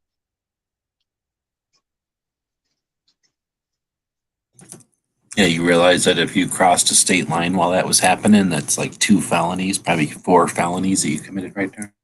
Probably. In certain areas, if you would have crossed 3 state lines really fast while that was happening, yeah, you could have busted like, have been like most wanted. I'm gonna say, heck, if I could have just taken my time drinking that, I could have, you know, been through like 10 states if I wanted. Well, probably not really because it's pretty straight shot from Omaha to Erie. I mean, you got Nebraska, Iowa, Illinois, Indiana, Ohio, and back in PA. So, but on a longer trip, making that beer last, yeah, I guess you could be quite the bandit then. Well, according to the internet, Trailways was a thing, and then when the Greyhound started whooping on it, it became more of like Greyhound was one company, and Trailways was a system that smaller bus routes could get like become an association, I guess. So it's I guess I don't know what to call it, like an association of minor routes or something. So there's like dozens of them as of 2019. Um, so if you think of like, I imagine one way to look at it would be like Greyhounds, the interstates, and then Trailways would be all the ones that go from, up into the mountains or from here to there that isn't necessarily like a highway or a major route that the interstates would travel. That makes good sense because Highway 92 parallels Interstate 80 and does so across both states, both Iowa and Nebraska. So it makes sense that they would be dipping, the 20 miles south on the parallel line and just bring them in at different points in the city, which all converge eventually on the loop, the Interstate 80 loop around town. That's cool, though. And it says they provide charter bus service, bus tours, and scheduled routes with areas not covered by any other bus companies, meaning Greyhound. Yeah, I noticed more in the southern states, those charters and like regional carriers.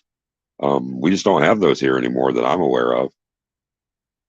I mean, besides charter stuff.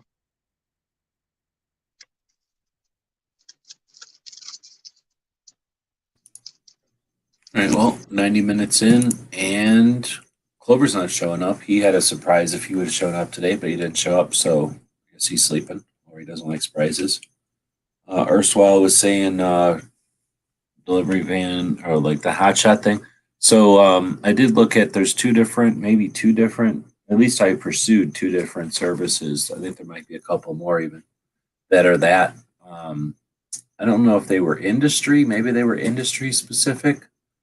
But basically, they are like an Uber for going between cities. So if you're going to be, going between one city and another city, you find out if like somebody needs a piece of machinery or a part or something, what's the word, couriered between one or the other.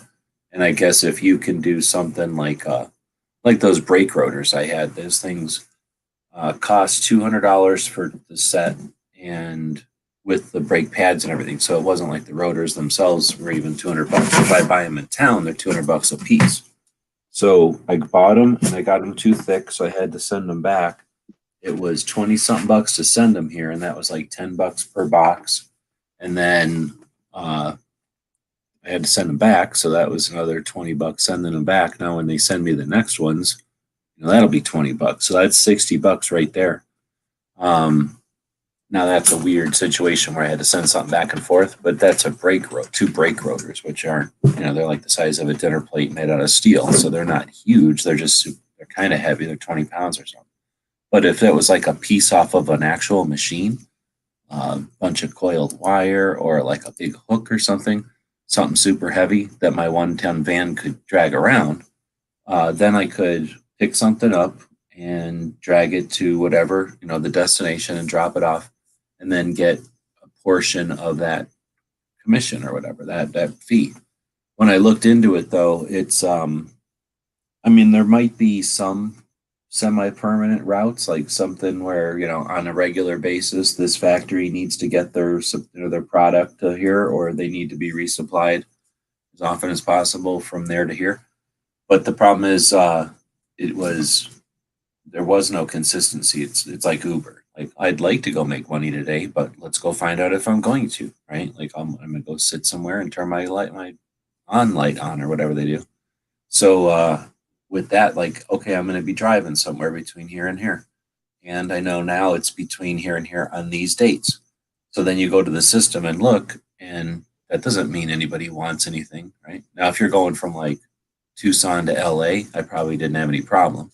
But going from Tucson to Oklahoma, what's the odds of somebody needing something between those two places and then using that system that I was on? Because like I said, there's probably 3 or 4 that I chose from. I chose the one that I decided would be the most useful one, but how do I know? Like I said, they might have been industry related, like a medical courier might use a different Uber system or whatever that place was called than a car part one, right? And that might be different than something for like real estate or jewelry. Right? Everybody might have their own like kind of understanding of their own niche or whatever.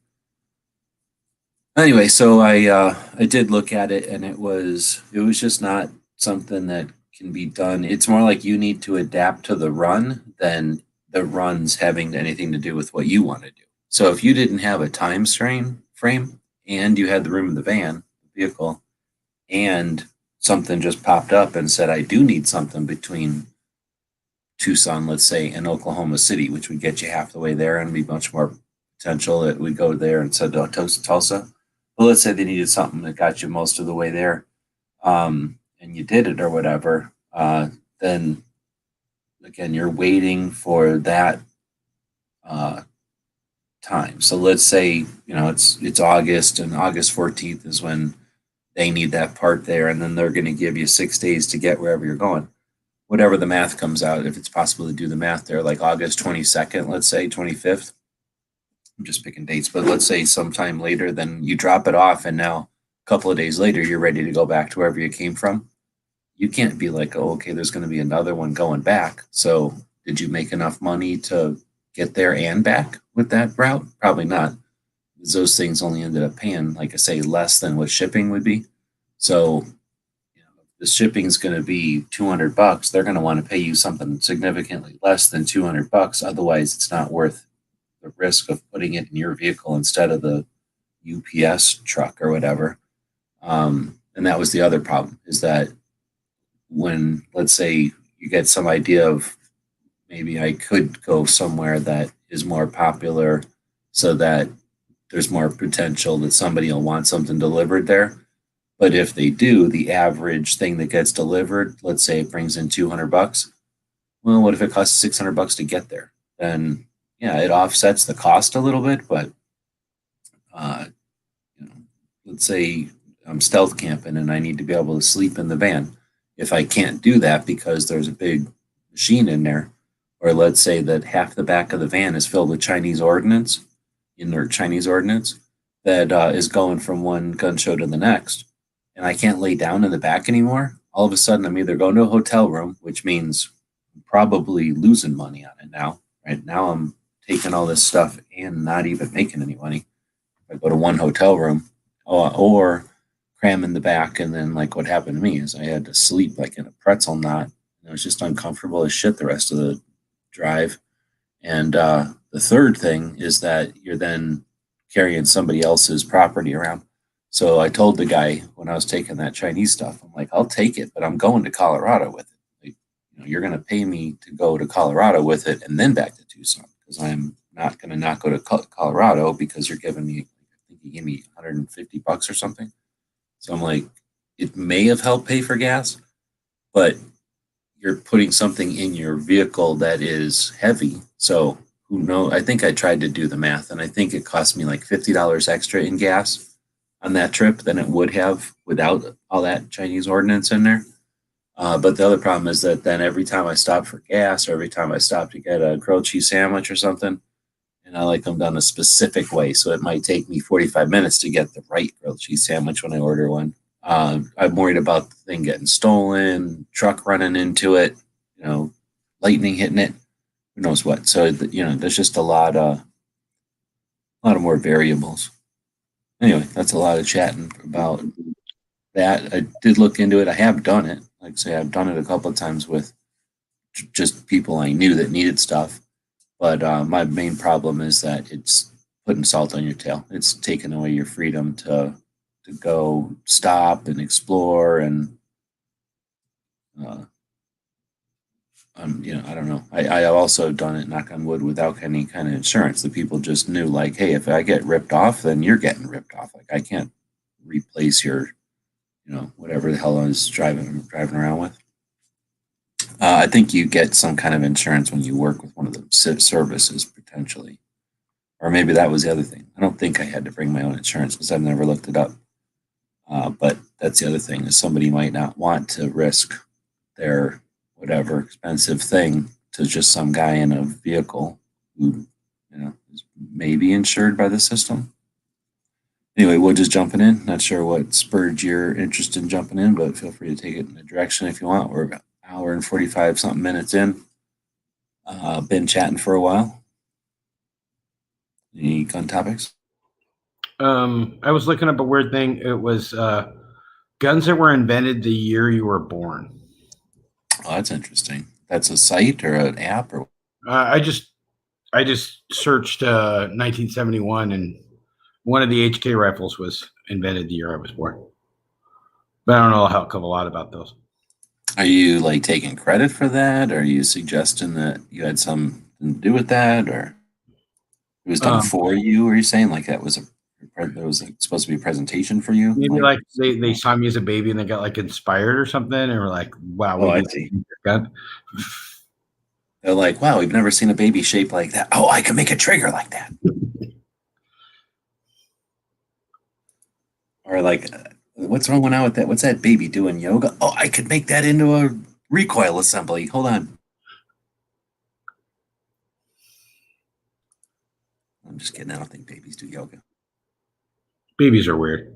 Babies ain't stressed out about nothing yet. New hipster So what? babies do yoga. So what did the world? What did the world come up with in '69?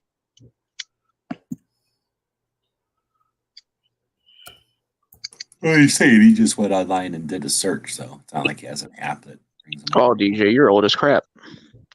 Yeah.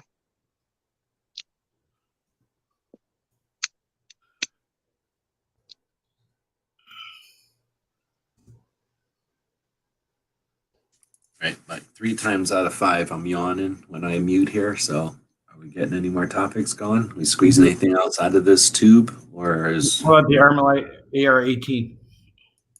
what's that? The Armalite AR-18 What about it? that was invented in 1969. Oh, snap! That's a super nice gun to have invented on your birthday. How Yeah, about I sort of wish that my old man had gone out and bought me representative goods in the masculine common interest in my birth year. He did get the Omega moon watch for himself that summer based on the moon landing, and I think that I'll probably be able to wear that at some point. But yeah, 69 Mustang Fastback, an AR-18, Smith Model 29, Fender Telecaster Custom. Any of those things would have been great legacy gifts. So I'll settle with a great timepiece with a good history. He has his solo flights listed on the engraved on the back of the case. Are parents obligated to give the kid something when they're born, or is the kid obligated to give the parents something when they're born? It's like an apology. No, I'm giving him I gave him the next 18 years of my life. I know it didn't take that long to make me. He was saying the AR-18 was made in 1969. Hey Yeah. Woods? How about 1989? The 45 gap. You can have the 45 gap. I graduated high school in 1989. Yeah, 89. I was a year before that, man. That was my college girlfriend at 89. You could have been my love child. Yeah, I get creeped out when people say that they were born after I got out of high school, because then I'm worried like, to do the math. Where were you born at? What year? Okay. You know who your parents are? All right. Then leave me alone.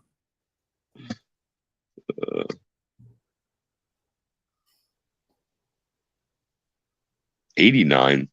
That could be a whole bunch of handguns. Metal guns. Yeah. You're old.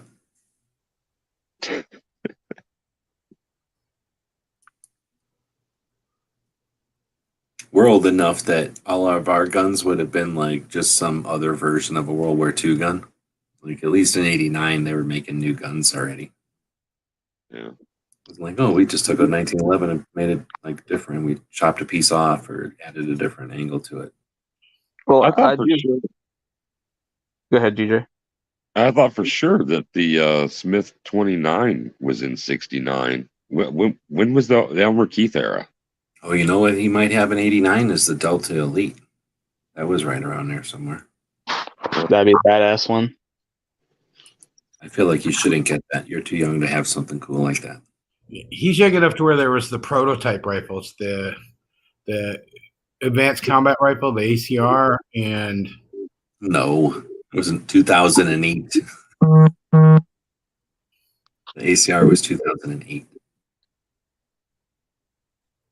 I don't know. I'm just reading what it says. Are you saying that?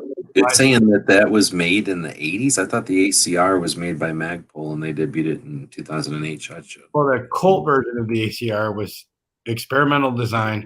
So Okay, that's something different. I think I'm thinking of a different gun. I guess. Is that the goofy looking stock thing? Is that one? I forget what was so special about it. I think they made a short receiver extension, so it ends up having like a goofy looking stock on it. It's got a goofy looking foregrip. Hmm. And the carry handle's all weird.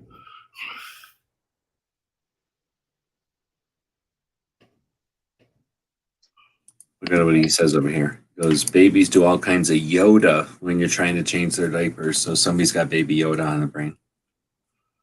I'm going for the record. I'm never changing diapers. You never changed a diaper ever? Ever in my whole life. I'm going for the record. That's awesome. Not even like on a monkey or like a baby panda or a raccoon or something? Nope. Nah, I'm out. My stepdaughter asked me, what if you have grandkids? I'm like, I'm hiring some little local teen to sit on my couch. And I'm like, you're up. You let grandbabies run around naked.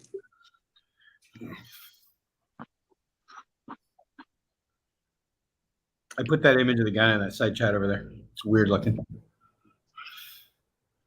So, little fun fact. I think I've talked about my Model 99 300 Savage that I got from my grandfather, that he got from his grandfather. Years ago, I was just looking at everything on it and whatnot, and there's 3 different dates on it. I think they're dates from different patents, but the one patent date, which is actually the last date on the rifle, is from my birthday 100 years before I was born. That's cool. Yeah, I thought it was pretty neat. October 3rd, 1889. Ah, that's awesome.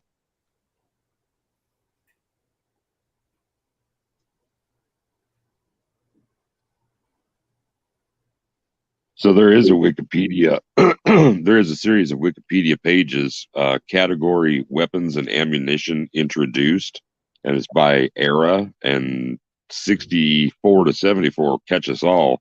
I'll start off with 69 and then feel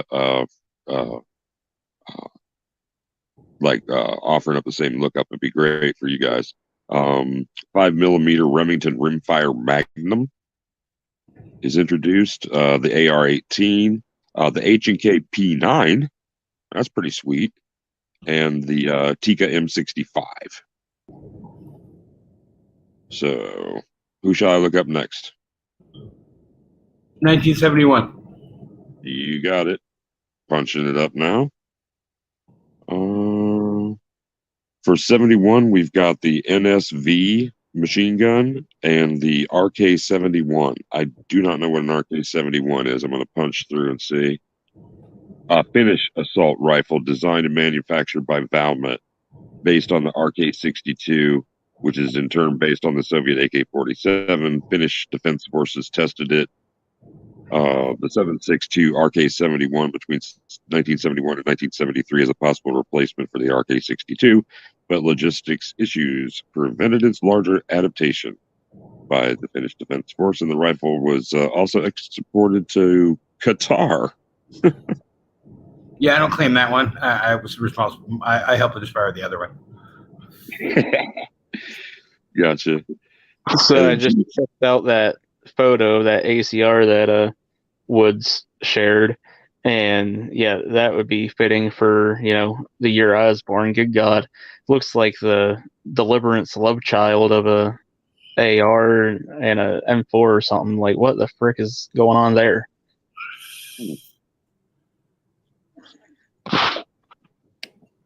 So, G, are you 1970?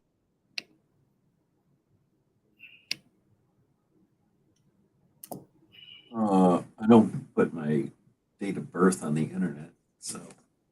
Oh, okay.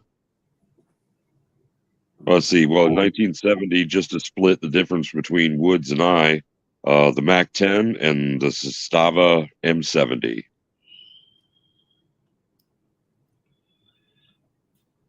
Let's see. And then I'll get around here to guns. We lost G. No, I clicked the wrong. I hit the back button and it took Oh, me it's like back to the studio or whatever. Am I back? Am I back now? yeah, you're back Yeah, now. really fine. I'm just trying to move, and I click the back button.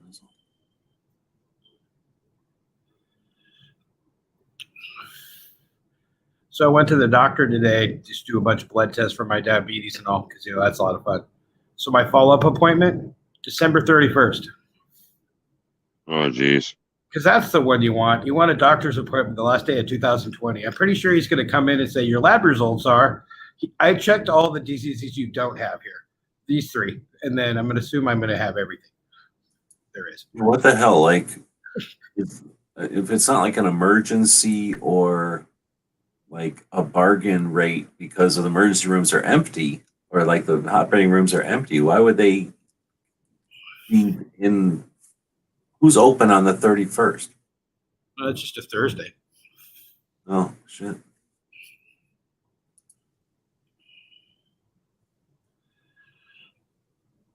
Anyway, you're just going in to get results, or it's got to be like, oh, you can't eat or drink up until and the day after, one of them kind of things.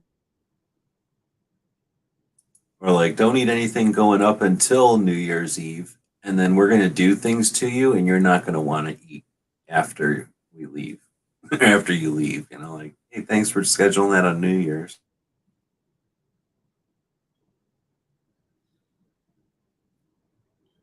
Yeah, that was pretty funny. I was like, okay, 2020, you got to be fancy before you go.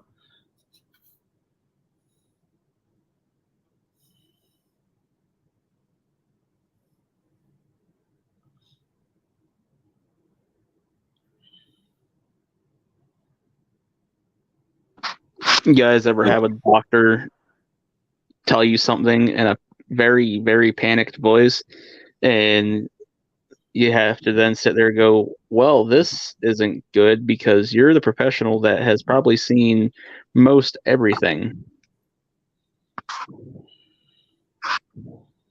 I had a doctor use air quotes once. And we know the context. It was actually with my ex-wife and explaining how her spells. She ended up having multiple sclerosis, but her spells were just her mind.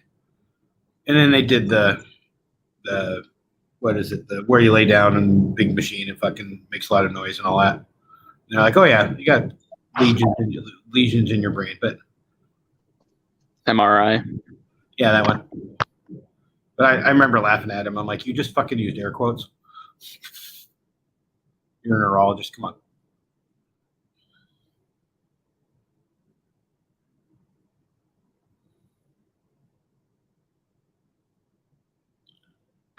I've had so many CAT scans since all my brain issues happened in the last 2 years that I should be walking around with a radioactive sticker on me. I think I've had like 12 or 13 CAT scans in the last 2 years. I'm surprised how loud those things are the one time I did it. It's like somebody's hammering the fucking side of it with a hammer. Yep. Yeah, MRIs make a ton of noise. And they're like, stay still. I'm like, it's fucking freaky. What the fuck? Stay still. What the fuck's wrong with you? I like it. I like anything that's in isolation like that. Oh yeah, I'm not in. I'm like, no. Weird. Yeah, I fall asleep in them. I can't even have an MRI anymore because I've got a magnet in my head that controls the taking away of my brain fluid. So if I were to have an MRI, it would screw up the magnet and it'd move it around. Yeah. Yep.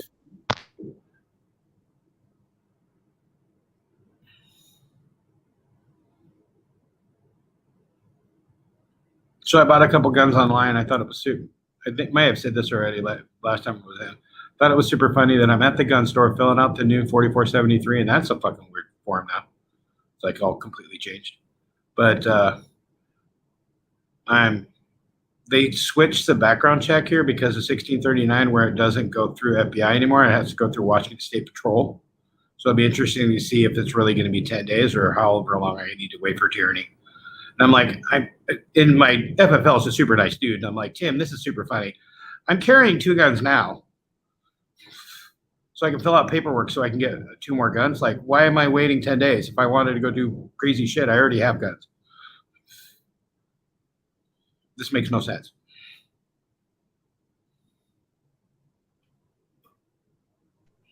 I thought about just going getting 2 single action army clones and just open carrying those everywhere I go. Nobody sees a guy with revolvers and thinks, oh, he's going to cause harm to anybody. At worst, they just think, oh, he wants to be a cowboy. Are you going to do the fancy cross draw on both sides? I thought about it, actually. Actually, I thought about doing standard jaw on my right side and then actually having the second one at my 11 o'clock position with the I guess on the left side it would be a reverse draw, but that way I could cross draw with that one as well.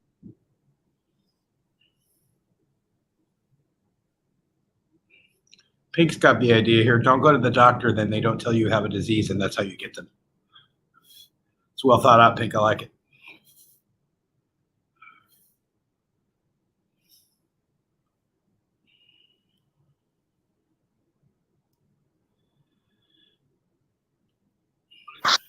When I worked corrections, went into briefing the one day, and they're like, so we got a new commit. I'm like, okay, what's special about them if you're bringing them up? And they're like, well, she's being quarantined in the nurse's station. We're like, the hell for? They're like, she has AIDS. We're like, oh, okay.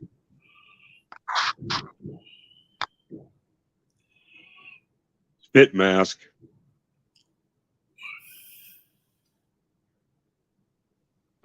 Yeah, let's say whoever was on support on her stay, every 15 minutes we'd have to go into the nurse's station just to make sure she's still alive and everything.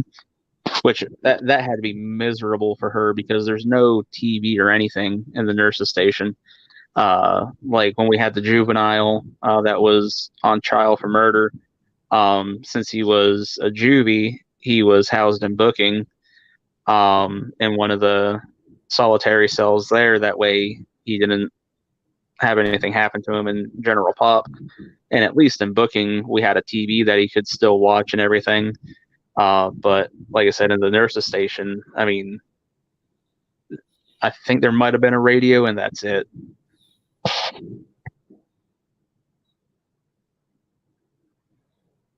So did you guys cover any topics? Like, yesterday we solved NRA. Did you solve anything today?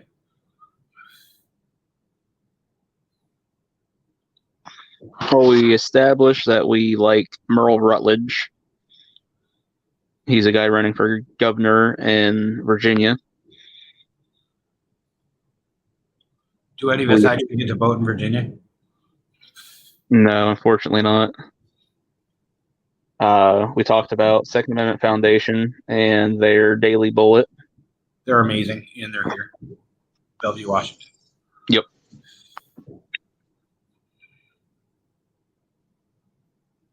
Although it's funny that the Alan Gottlieb, he's pretty clear on that. Like, I know G can chime in if he's still listening, that he's not a fan of, he thinks that our gun rallies are silly. Remember G talking about that before? That the only way we're really going to change anything in his mind is actually lawsuits.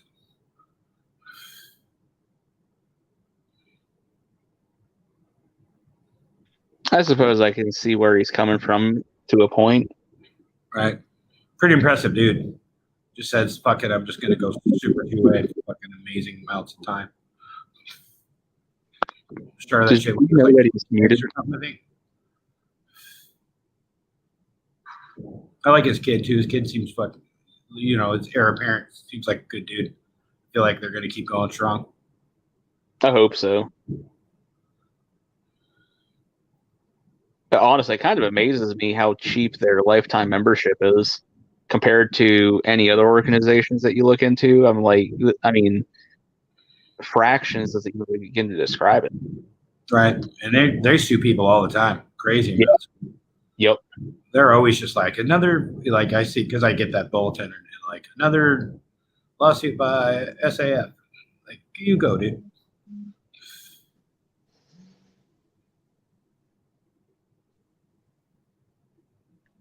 So we got all that solved. Excellent. Yeah, it's pretty good. So, does anybody think G Webb's pulled a barbecue and fell asleep? I've been in chats where he's done it, but it's been a really long time. It's possible. I actually felt bad the other night after we wrapped up at Clover was talking, and like he was talking about some really good stuff, and I had just taken some Tylenol not long before that, and apparently it kicked in, and I woke up and I was in the room all alone. I was like, whoops. You're not alone in that one, man.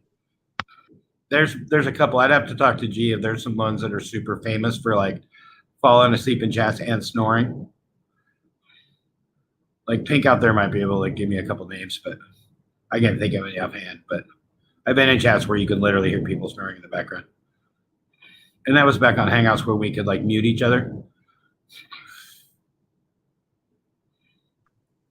I think if G used GunTube, he could mute people, but I don't know if he can do it with StreamYard or not.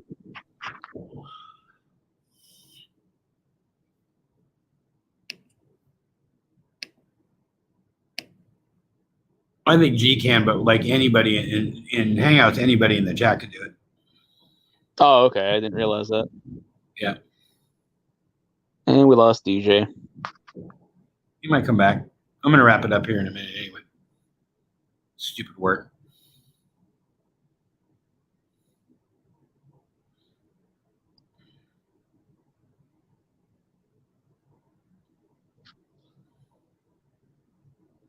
Yeah, I bought a Taurus 680 or 85, 856. And people would give me shit and an Arms Core M200 because it was only $219. Nice. Am I going to defend my whole life and fucking carry the fucking Arms Core? No. But does it add to my collection of 38 specials? Yes, it does.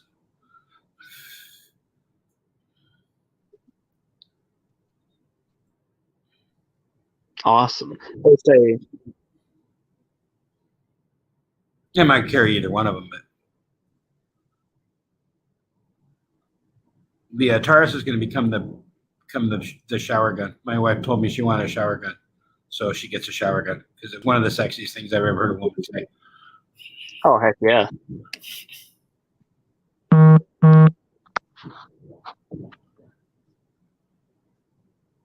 So, Woods, do your students know that you're a gun guy, or is that Oh, yeah, everybody does. It's taboo? I'm a Woods. Since I teach kids with behavior disorders, I'm like a whole nother thing. Like I can do whatever the hell I want. Oh, okay. I deal with kids that throw chairs and bite you and get violent and throw crap and like have gone through hell and like I can work in any district I want. Not to toot my own horn, but I'm like kind of a big deal in the fact that I deal with the students nobody else wants. Yeah. Handle. And when they call it the Woods effect, once they meet me, they give me a shit for about a week. And then they're like, this is the guy I'm not going to fuck with. And then usually it's just making a bond with the kid, playing with them a lot, getting them to like you. And then once they're looking for an alpha. And you're like, you become the alpha that they've always been looking for. And then you can get them to do whatever they want. Yep. Well, shit, when my kids were playing, they made me quit, but the kids were playing Roblox.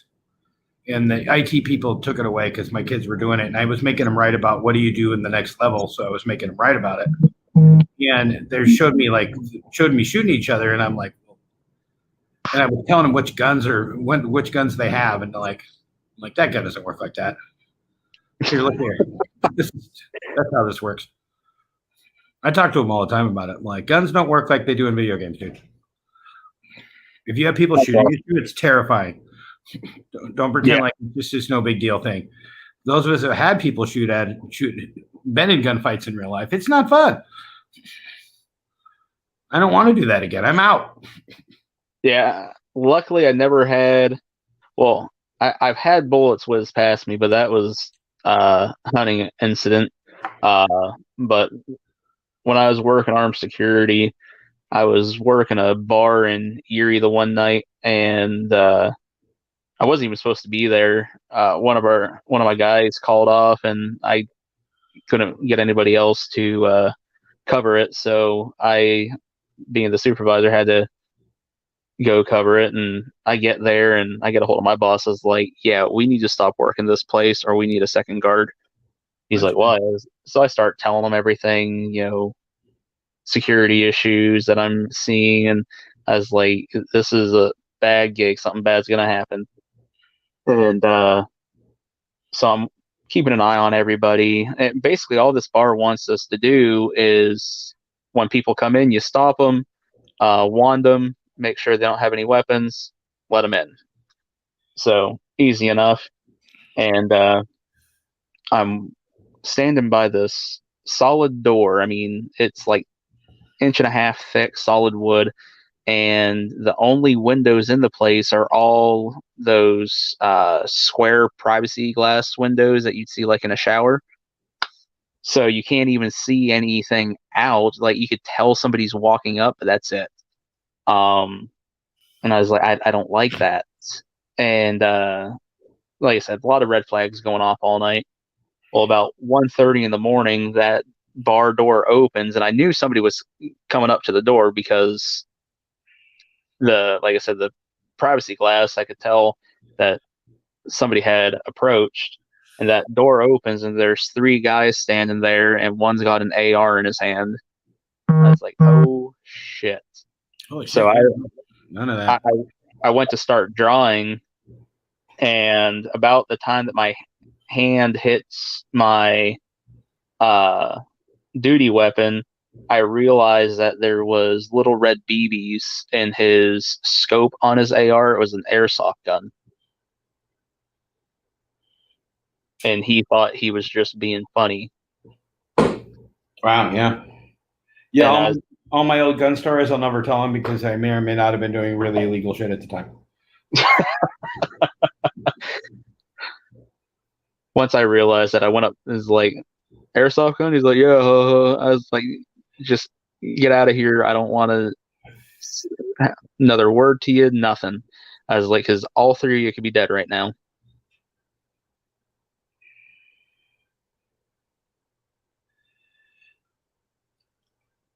I was so mad. Yeah. One of them probably needed a good pistol weapon. The one in the center that had the AR definitely could have used one. That's why I carry a revolver. I pistol whip far more people than I've shot. And also, it doesn't leave pesky evidence everywhere. But that was a whole different version of me a long time ago. All I can picture for some reason right now. You ever see the movie The Other Guys? Kind of, yeah. Remember Will Ferrell's character when he was the pimp? They called him Gator. I'm kind of. That's what you're thinking. Yeah, probably not. That was a couple of my friends.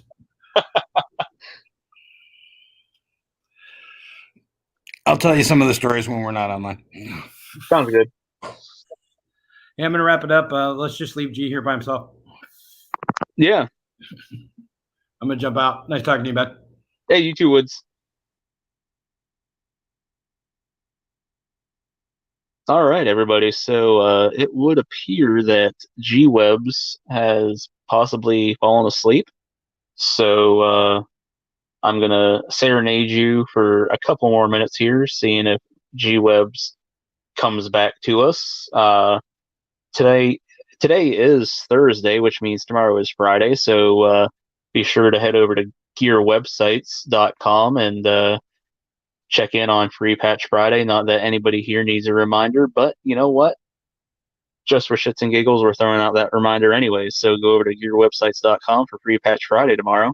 I do believe if you go over to Instagram, G-Webs had posted a little thing on there where he had found some old patches. So if you can find that Instagram post from a couple days ago where G-Webs is showcasing these patches, I do believe if you make your order, you can actually take and say, hey, I might be interested in this patch. And in that video, he does mention, name 3 or 4 different patches. That way, if your first, second, or third choice is already taken, you still get something off there that you want. G-Web still isn't coming back, so I wonder how many people we have watching.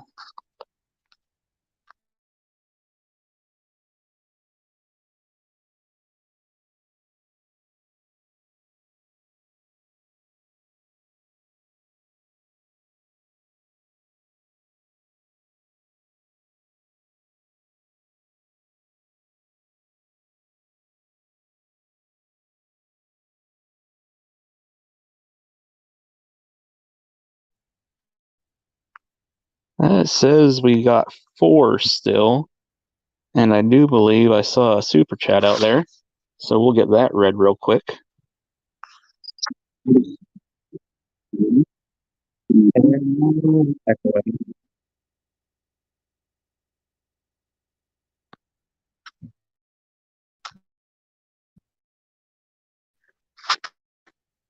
All right, so what's this thing say? Give me 1 second, folks.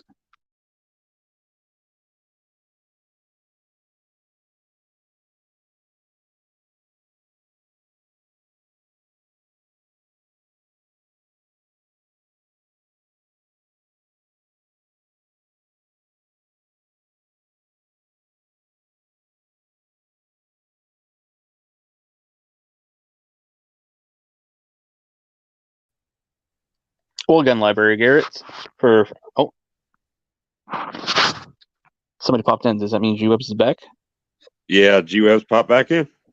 Yeah, I guess I fell asleep or something. How long have I been not here or whatever?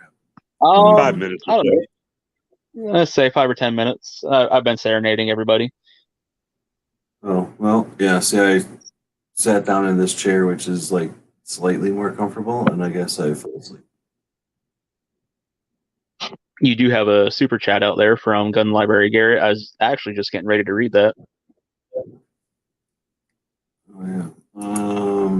Thanks for the $10. Appreciate that. Firearm facts to argue against anti-gunners. What was that? That's a request for some firearm facts. Yeah, I was gonna say I think he's asking for some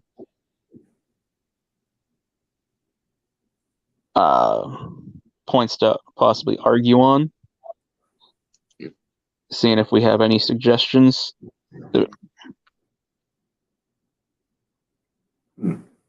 Well, I got one in the chat. It's a gun is a tool. Tools do work. Don't hate tools. It's a fact.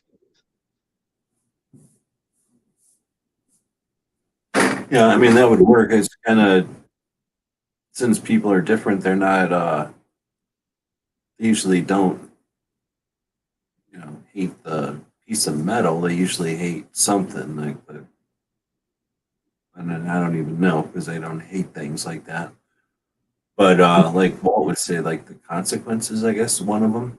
So because some of the arguments will be like, "Well, guns are fine. It's just that you insist on having them, and then blah blah blah is the consequence." So I think the answer would probably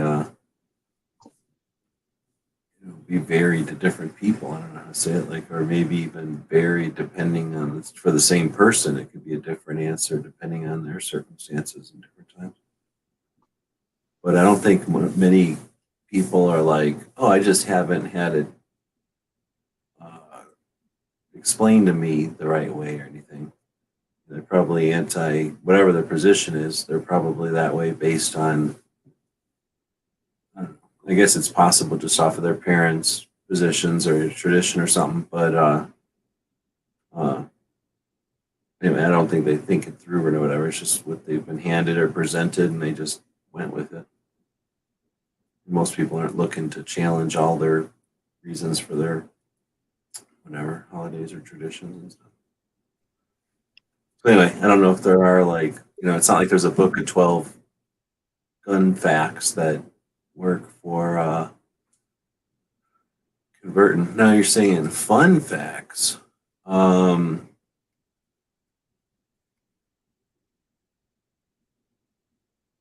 See, the part about anti-gunners, I don't know what what would be a fun fact for an anti-gunner. It's telling them like, oh, such and such was invented on the same day as such and such was born. Yeah, I don't know. Like, I know when I'm having a debate with somebody, I can just pull these things out of my rear end at will, but being put on the spot like this without being in a debate to kind of lead me into one of these facts, I'm having trouble just coming up with one.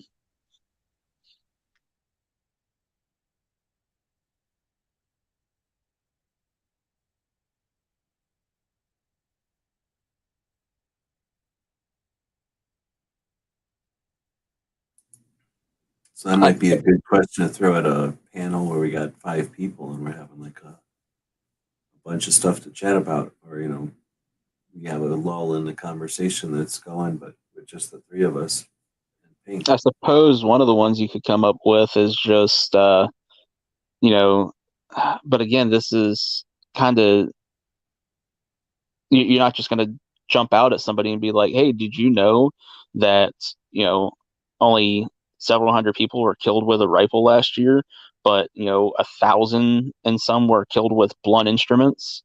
You're not just going to throw that out there. You're going to have to already be in a debate where that's kind of come up. There'd be a odd thing to be like, hey, fun fact.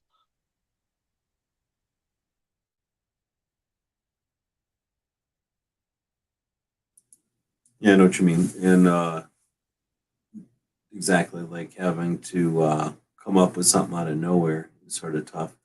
So I think he's qualifying it here with violent crime versus firearms crimes as laws are passed. I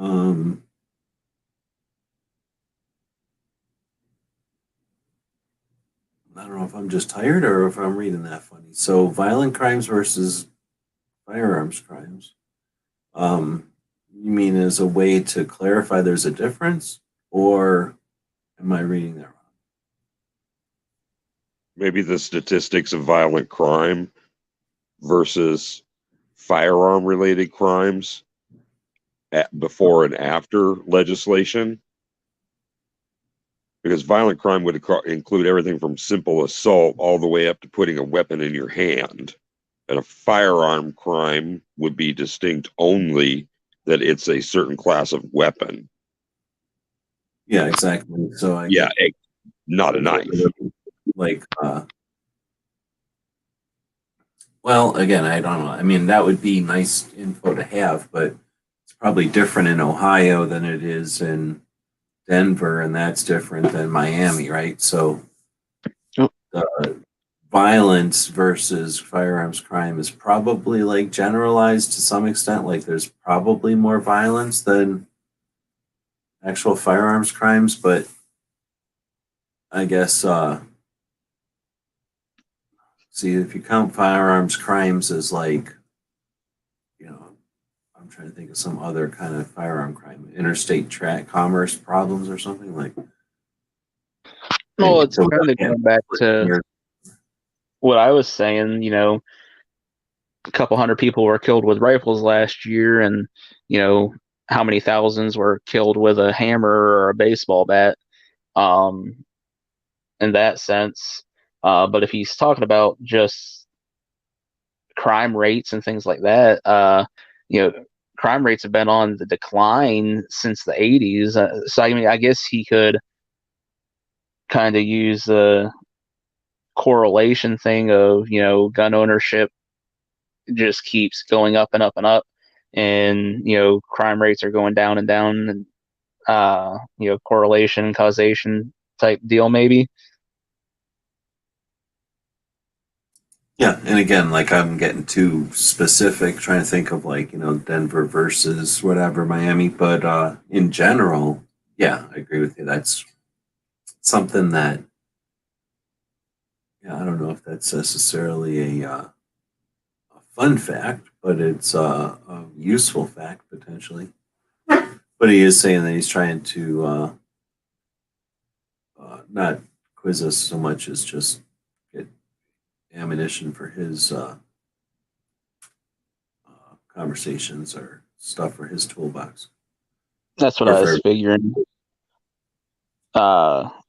Question for him though, is he asking this because he is kind of going through a debate with an anti-gunner at the moment, or is anticipating one?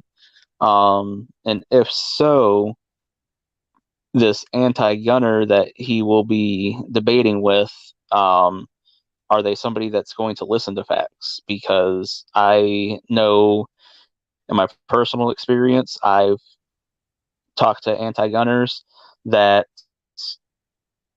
doesn't matter how many facts you give them, and you can give them an entire bibliography of where you got all your information and everything, and they're gonna be like, "It's all made up." Nope, not listening. And then there's other ones that will listen to the facts, but there's no way you'll ever change their mind. And then you've got ones that are going to be open minded, and when you give them the fact, check them, and you might sway them a little bit.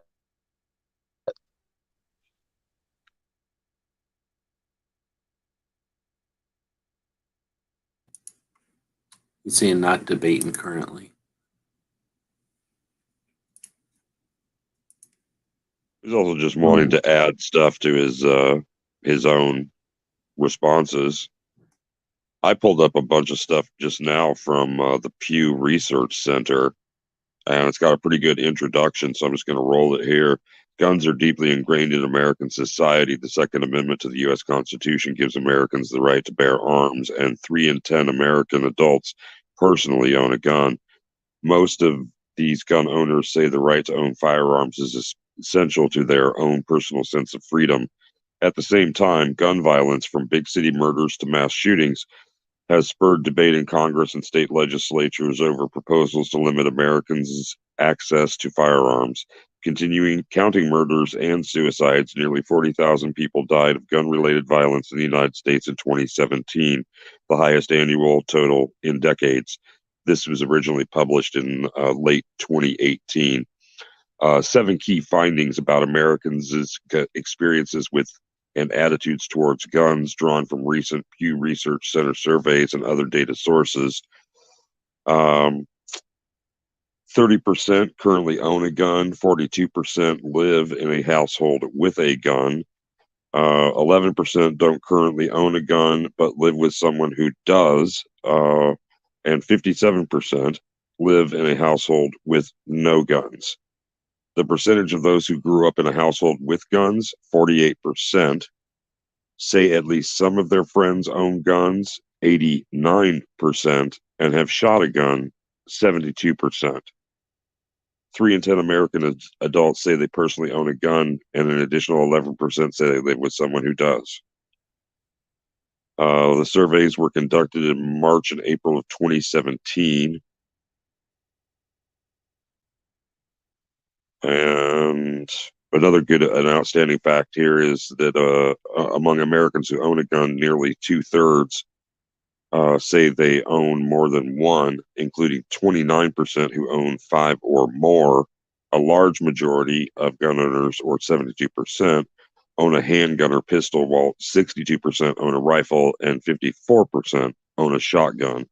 About 3/4 of gun owners, or 73%, say they could never see themselves not owning a gun.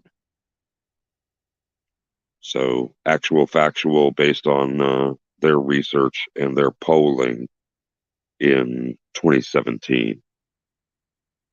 And that's just the first of 7 things. That's interesting. I mean, obviously, there's got to be something to who are they calling and who's answering those kind of questions. But Yeah. assuming they reflect, they did get enough people, that would be an interesting See, I don't know. I don't know how we would decide that because everybody I know is gun people. So everybody I know is unnaturally or is not randomly, gonna fall into any kind of ratio like that. Everybody I know is going to be headed or heavily weighted towards the gun owner side, and then probably the side that owns more than one gun and all that. But if you count that as it is, and I don't, like I say, I don't know if we should take that at face value or not. But if we are, just for the sake of conversation or whatever, um, I personally can't just hear that and then start visualizing it all. I need to see it. But again, if we were able to see that, use that information, it'd be interesting because just from trying to interpret it as you were saying it, there's basically, it's saying there's a whole bunch of people that are quote unquote gun owners because they possess a firearm, like one gun, one piece of property. That is like somebody calling up somebody on the phone and saying, hey, let me ask you a series of questions. And one of them is, do you own this piece of property? So assuming they don't have any kind of like legal issue where they're like, oh, I'm not going to answer this question because it's not legal for me to own that piece of property where I am, right? Assuming that, again, this is just a real uh, reflection of what's out there or whatever. Um, somebody who owns a shotgun isn't the same as somebody who bought a shotgun. I can just leave it at that, right? Like somebody that just has one because their grandpa had it, and then their grandma had it, and then their mom had it, and then now they have it. It's not like anybody gave it to them. It's just that it wasn't stolen and they didn't throw it away, so it's still there. So now they're a gun owner, and if they understand that it is there behind the closet door somewhere, and somebody asks them, they're going to be like, "Yeah, I'm a gun owner," and they're going to be on some list somewhere as a gun owner. But is that the same at all as somebody who says, oh, I'm interested in this property or this event or something, and I'm going to go there and buy a piece of gear to be able to do something. And I'm going to go become a gun owner. I'm going to be a gun owner. Like, I think that's a lot different.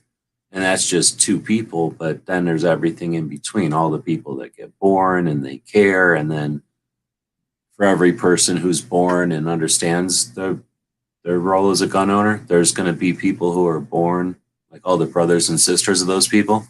They're born and they've got guns in their family, but they could care less. Their brother's into guns, maybe their sister's into guns, but they're not, but they're still gun owners in the same way to some extent, own 10 guns or something. Anyway, that's a lot of unpacking that one, but I don't know if anybody wants to keep going with that whole part of the breakdown or what, but otherwise, Garrett threw out this one. With this one, I think we would either see things stay stagnant or just the overall decline that we're seeing nationwide. I think we would keep seeing. However, I hate saying this, but I do fear under Biden we will see another surge in mass shootings. Well, there are only mass murders because we are shooters, but I hear you. They definitely they exploit them. They revel in them because they basically do this like horrible bath in the victims and then do some sort of weird hate worship to the individuals that do it, and they'll like hate / worship them for the rest of time because, like you say, they need that in order to move their overall thing. So they have this horrible like weird like urge /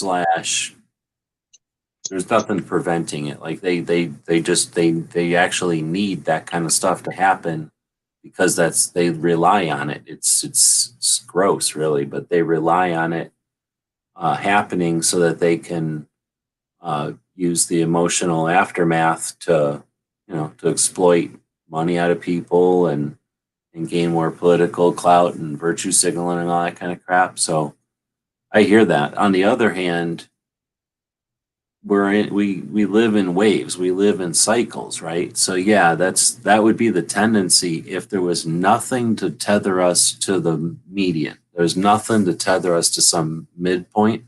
So, and who knows how long the tether might be, but so yes, that could be the way, and that seems the tendency. However, there's nothing at all to suggest that nothing to prevent everybody from getting fed up with it and from not letting that stuff bother them or affect them, and to not be dissuaded by it.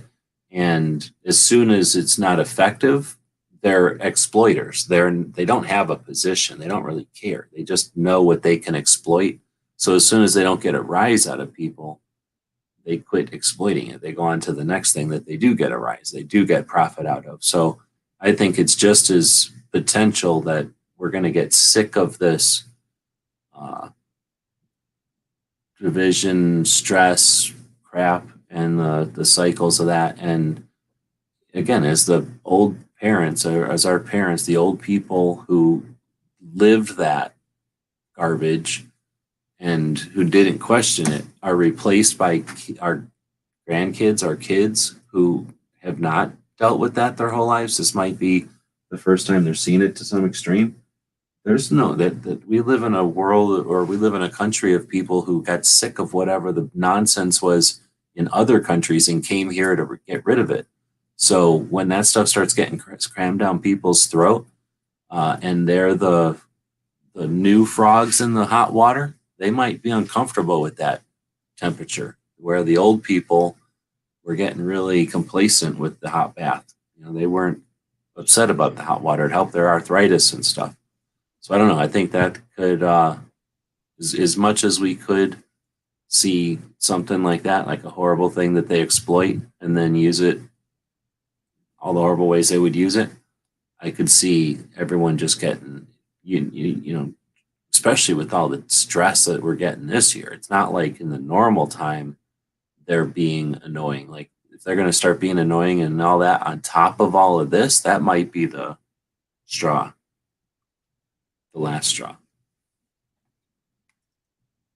But I'm just trying to be optimistic because I don't think it's inevitable to be pessimistic, or the pessimistic route is inevitable. I say it goes up.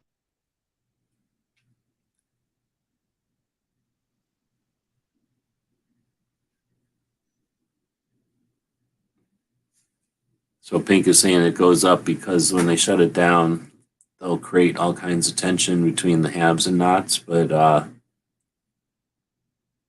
again, that I don't know.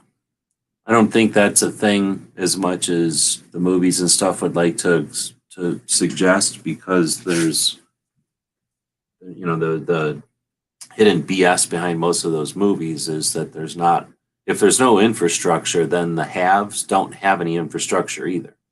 So if things get really bad and the have-nots are so upset, it's not like the haves are going to have some hidden, rich people infrastructure that's also there. That kind of is implied in a lot of the movies and stuff, the dramas about this stuff, but they're trying to get a political position across, not a practical, realistic situation of how things work. So if everyone's getting shut down, then everyone gets shut down. So I don't, like I say, I don't see it as inevitable. I guess anything's possible. But we're kind of going around into different angles on this one, I guess. The idea was, will crimes with guns go down or up, or will it go up, down, or stagnant during the Biden? I don't think stagnant.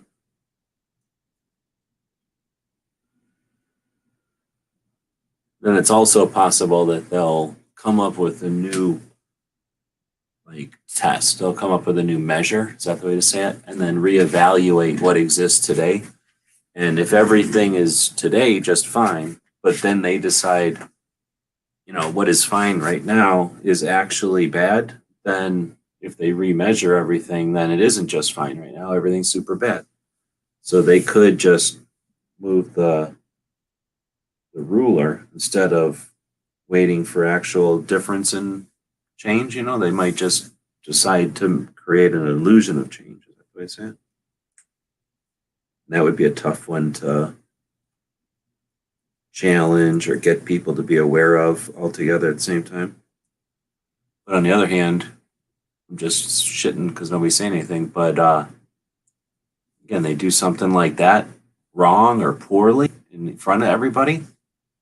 You can only do that kind of shit once. Everybody's going to figure out what you're trying to do, and you'll never be able to do anything like that for a generation or more.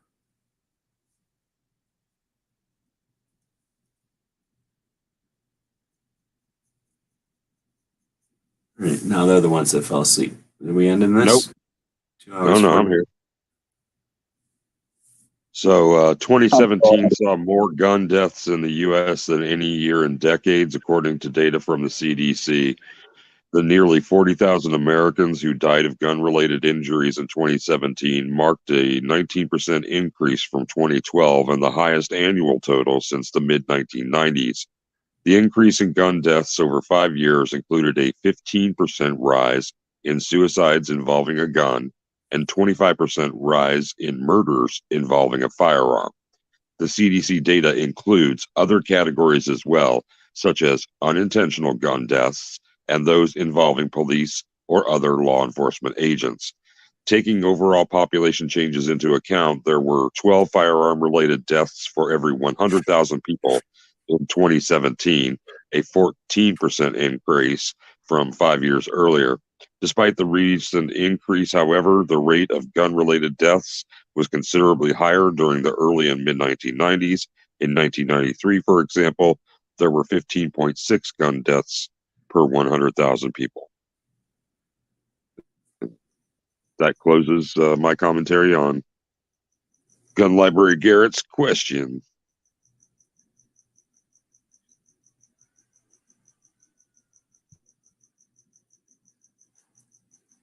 Yeah, when they do BS garbage like that, so we got a generation going through the population right now that's huge. The old people, right, that are the descendants of the people that went through World War II. So everybody came home from World War II and had a bunch of babies. They call that the baby boom. So we have this massive swell in the number of people in that generation. And, when they went to school, that's where we have all the schools. When they went to work, that's where we had, a different kind of job situation. When they were of voting age and fighting age, we had Vietnam and Korea, right? So, we have things because of them shoving their giant ass population through the world.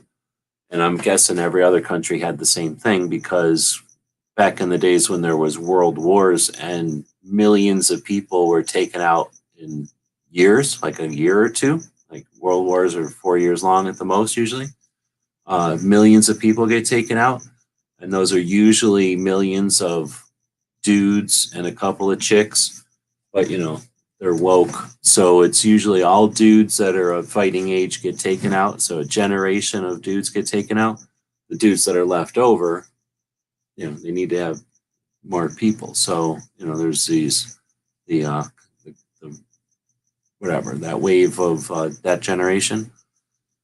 Anyhow, so now that generation is old, and they ate all kinds of garbage and they smoked, did all kinds of jobs with chemicals and crap. So they're dying and they're in all kinds of different situations. So when you have a giant population of people and you have no option for end of life situations, period, like you either sit in a hospital and everybody watches you die slowly, or something that's illegal. Like there's no other option. That's your only option. Is you can die naturally, you can die slowly in a hospital, or something illegal. So no one's you can't take suicide and throw it back at us as some sort of a violence or some sort of a crime or some sort of nothing until somebody who actually has awareness and ability can do a study on that. CDC is a government agency and there's literally been lawsuits. There's been more than one situation as a result of the CDC playing politics with guns specifically, in their role as Center for Disease Control. Like, why are they even touching guns? And why are they looking at the gun when it's the mental situation of suicide, right? So they have the audacity to suggest that guns are the cause of suicide. Guns are the route, like the facility. Like, is gravity the cause of suicide, or do people jump off of buildings because they've got something going on in their head, right? They have a life situation that they see no way out or something, or whatever the hell the situation is, and then they jump off a building, or did gravity cause the suicide? So they put this stupid garbage together where they go, okay, there's all this gun crime, and 2/3 of it or more, 3/4 of it sometimes is suicides in a generation that's tapping out, and you give them no legal option. Like, that's creating a bunch of circumstances and then pulling some kind of political shenanigans to create, a future that you want, by creating solutions that, address some of the problems that you created over here. So I know you didn't come up with those numbers, but that's 3 hours into a late show or whatever. I already fell asleep once already. We could talk about those kind of things earlier in the show and do a whole show, I think, just about whether or not CDC numbers are worth the crap. And then even if we took them as face value, you can take them apart about 6 different ways, because again, they're trying to throw so much into their suggesting it's violence. And then the part about murders, they're going to suggest that whatever their dumb number was, 3 people or 10 people or something out of 100,000, where are those people? If that is all happening as it is in 5 counties out of a country with 50 states, and each state has probably at least 10 counties each, if not more, and 5 of those counties in the whole country are where all of the violence, like 90% of all the violence, is coming from, you don't get to go around acting like the presence of guns affects the country, quote unquote. Like, no, that's gun laws, or that's law enforcement situations create, or the way that laws are, or the way that the situations in 5 counties are creating those situations, and then your bad math, or you're like exploiting not yours but CDC's like bad math, or their exploitation of statistics creates this other narrative that they're coming up with, their fantasy narrative. Yeah, when you look at it, I mean, there's, like you said, there's so many ways to pick that apart, because then you get into the law enforcement aspect, you get into economics aspect. There's so much that you can look at in those 5 counties that might not be plaguing the rest of the nation, but when you look at those 5 counties, they probably have very similar things going on economically, socially, with their police forces, etc., with the gun laws and whatnot, that are creating this terrible perfect storm for the gun violence in their communities. Heck yeah, you make it like a weird political, economical situation, and then make pills or some sort of weird drugs like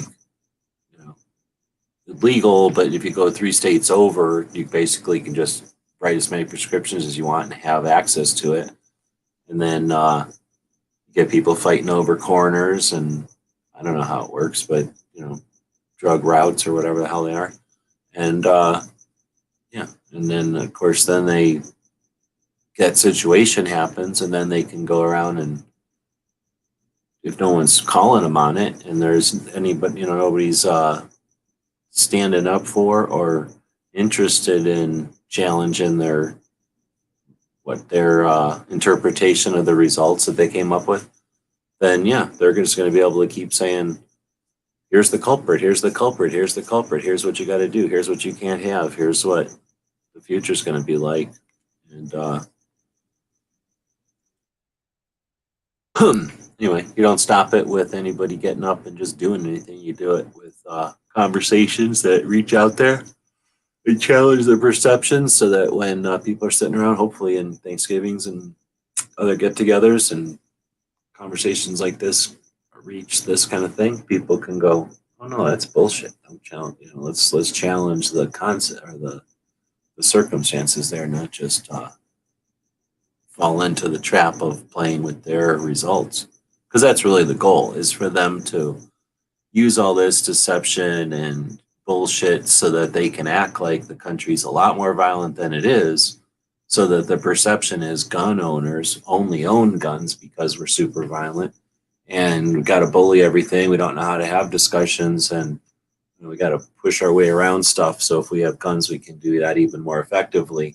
That's the perception they're trying to get out there. And if we just go, "Oh, that's ridiculous," and don't challenge them, then they win, because there's nobody to challenge that perception, right? And they can go, see, they don't even complain. See, they didn't even challenge this. One thing that's out there and is always being revised, at least on a monthly basis in their mailers, is the CDC's mortality and morbidity report. It tells you everything but why. The where it happened, the how it happened, when it happened, all of those interrogatives are answered, and it's reflected as a population percentage. And you can do breakouts for, states or counties or the nation as a whole. And it shows you the trends, and you can track those online as well.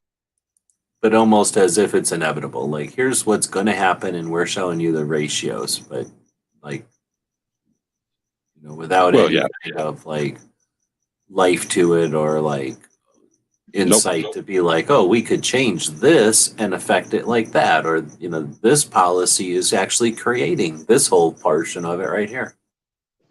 It's a just the facts, ma'am approach to all of the reports that have to eventually be compiled from the coroners.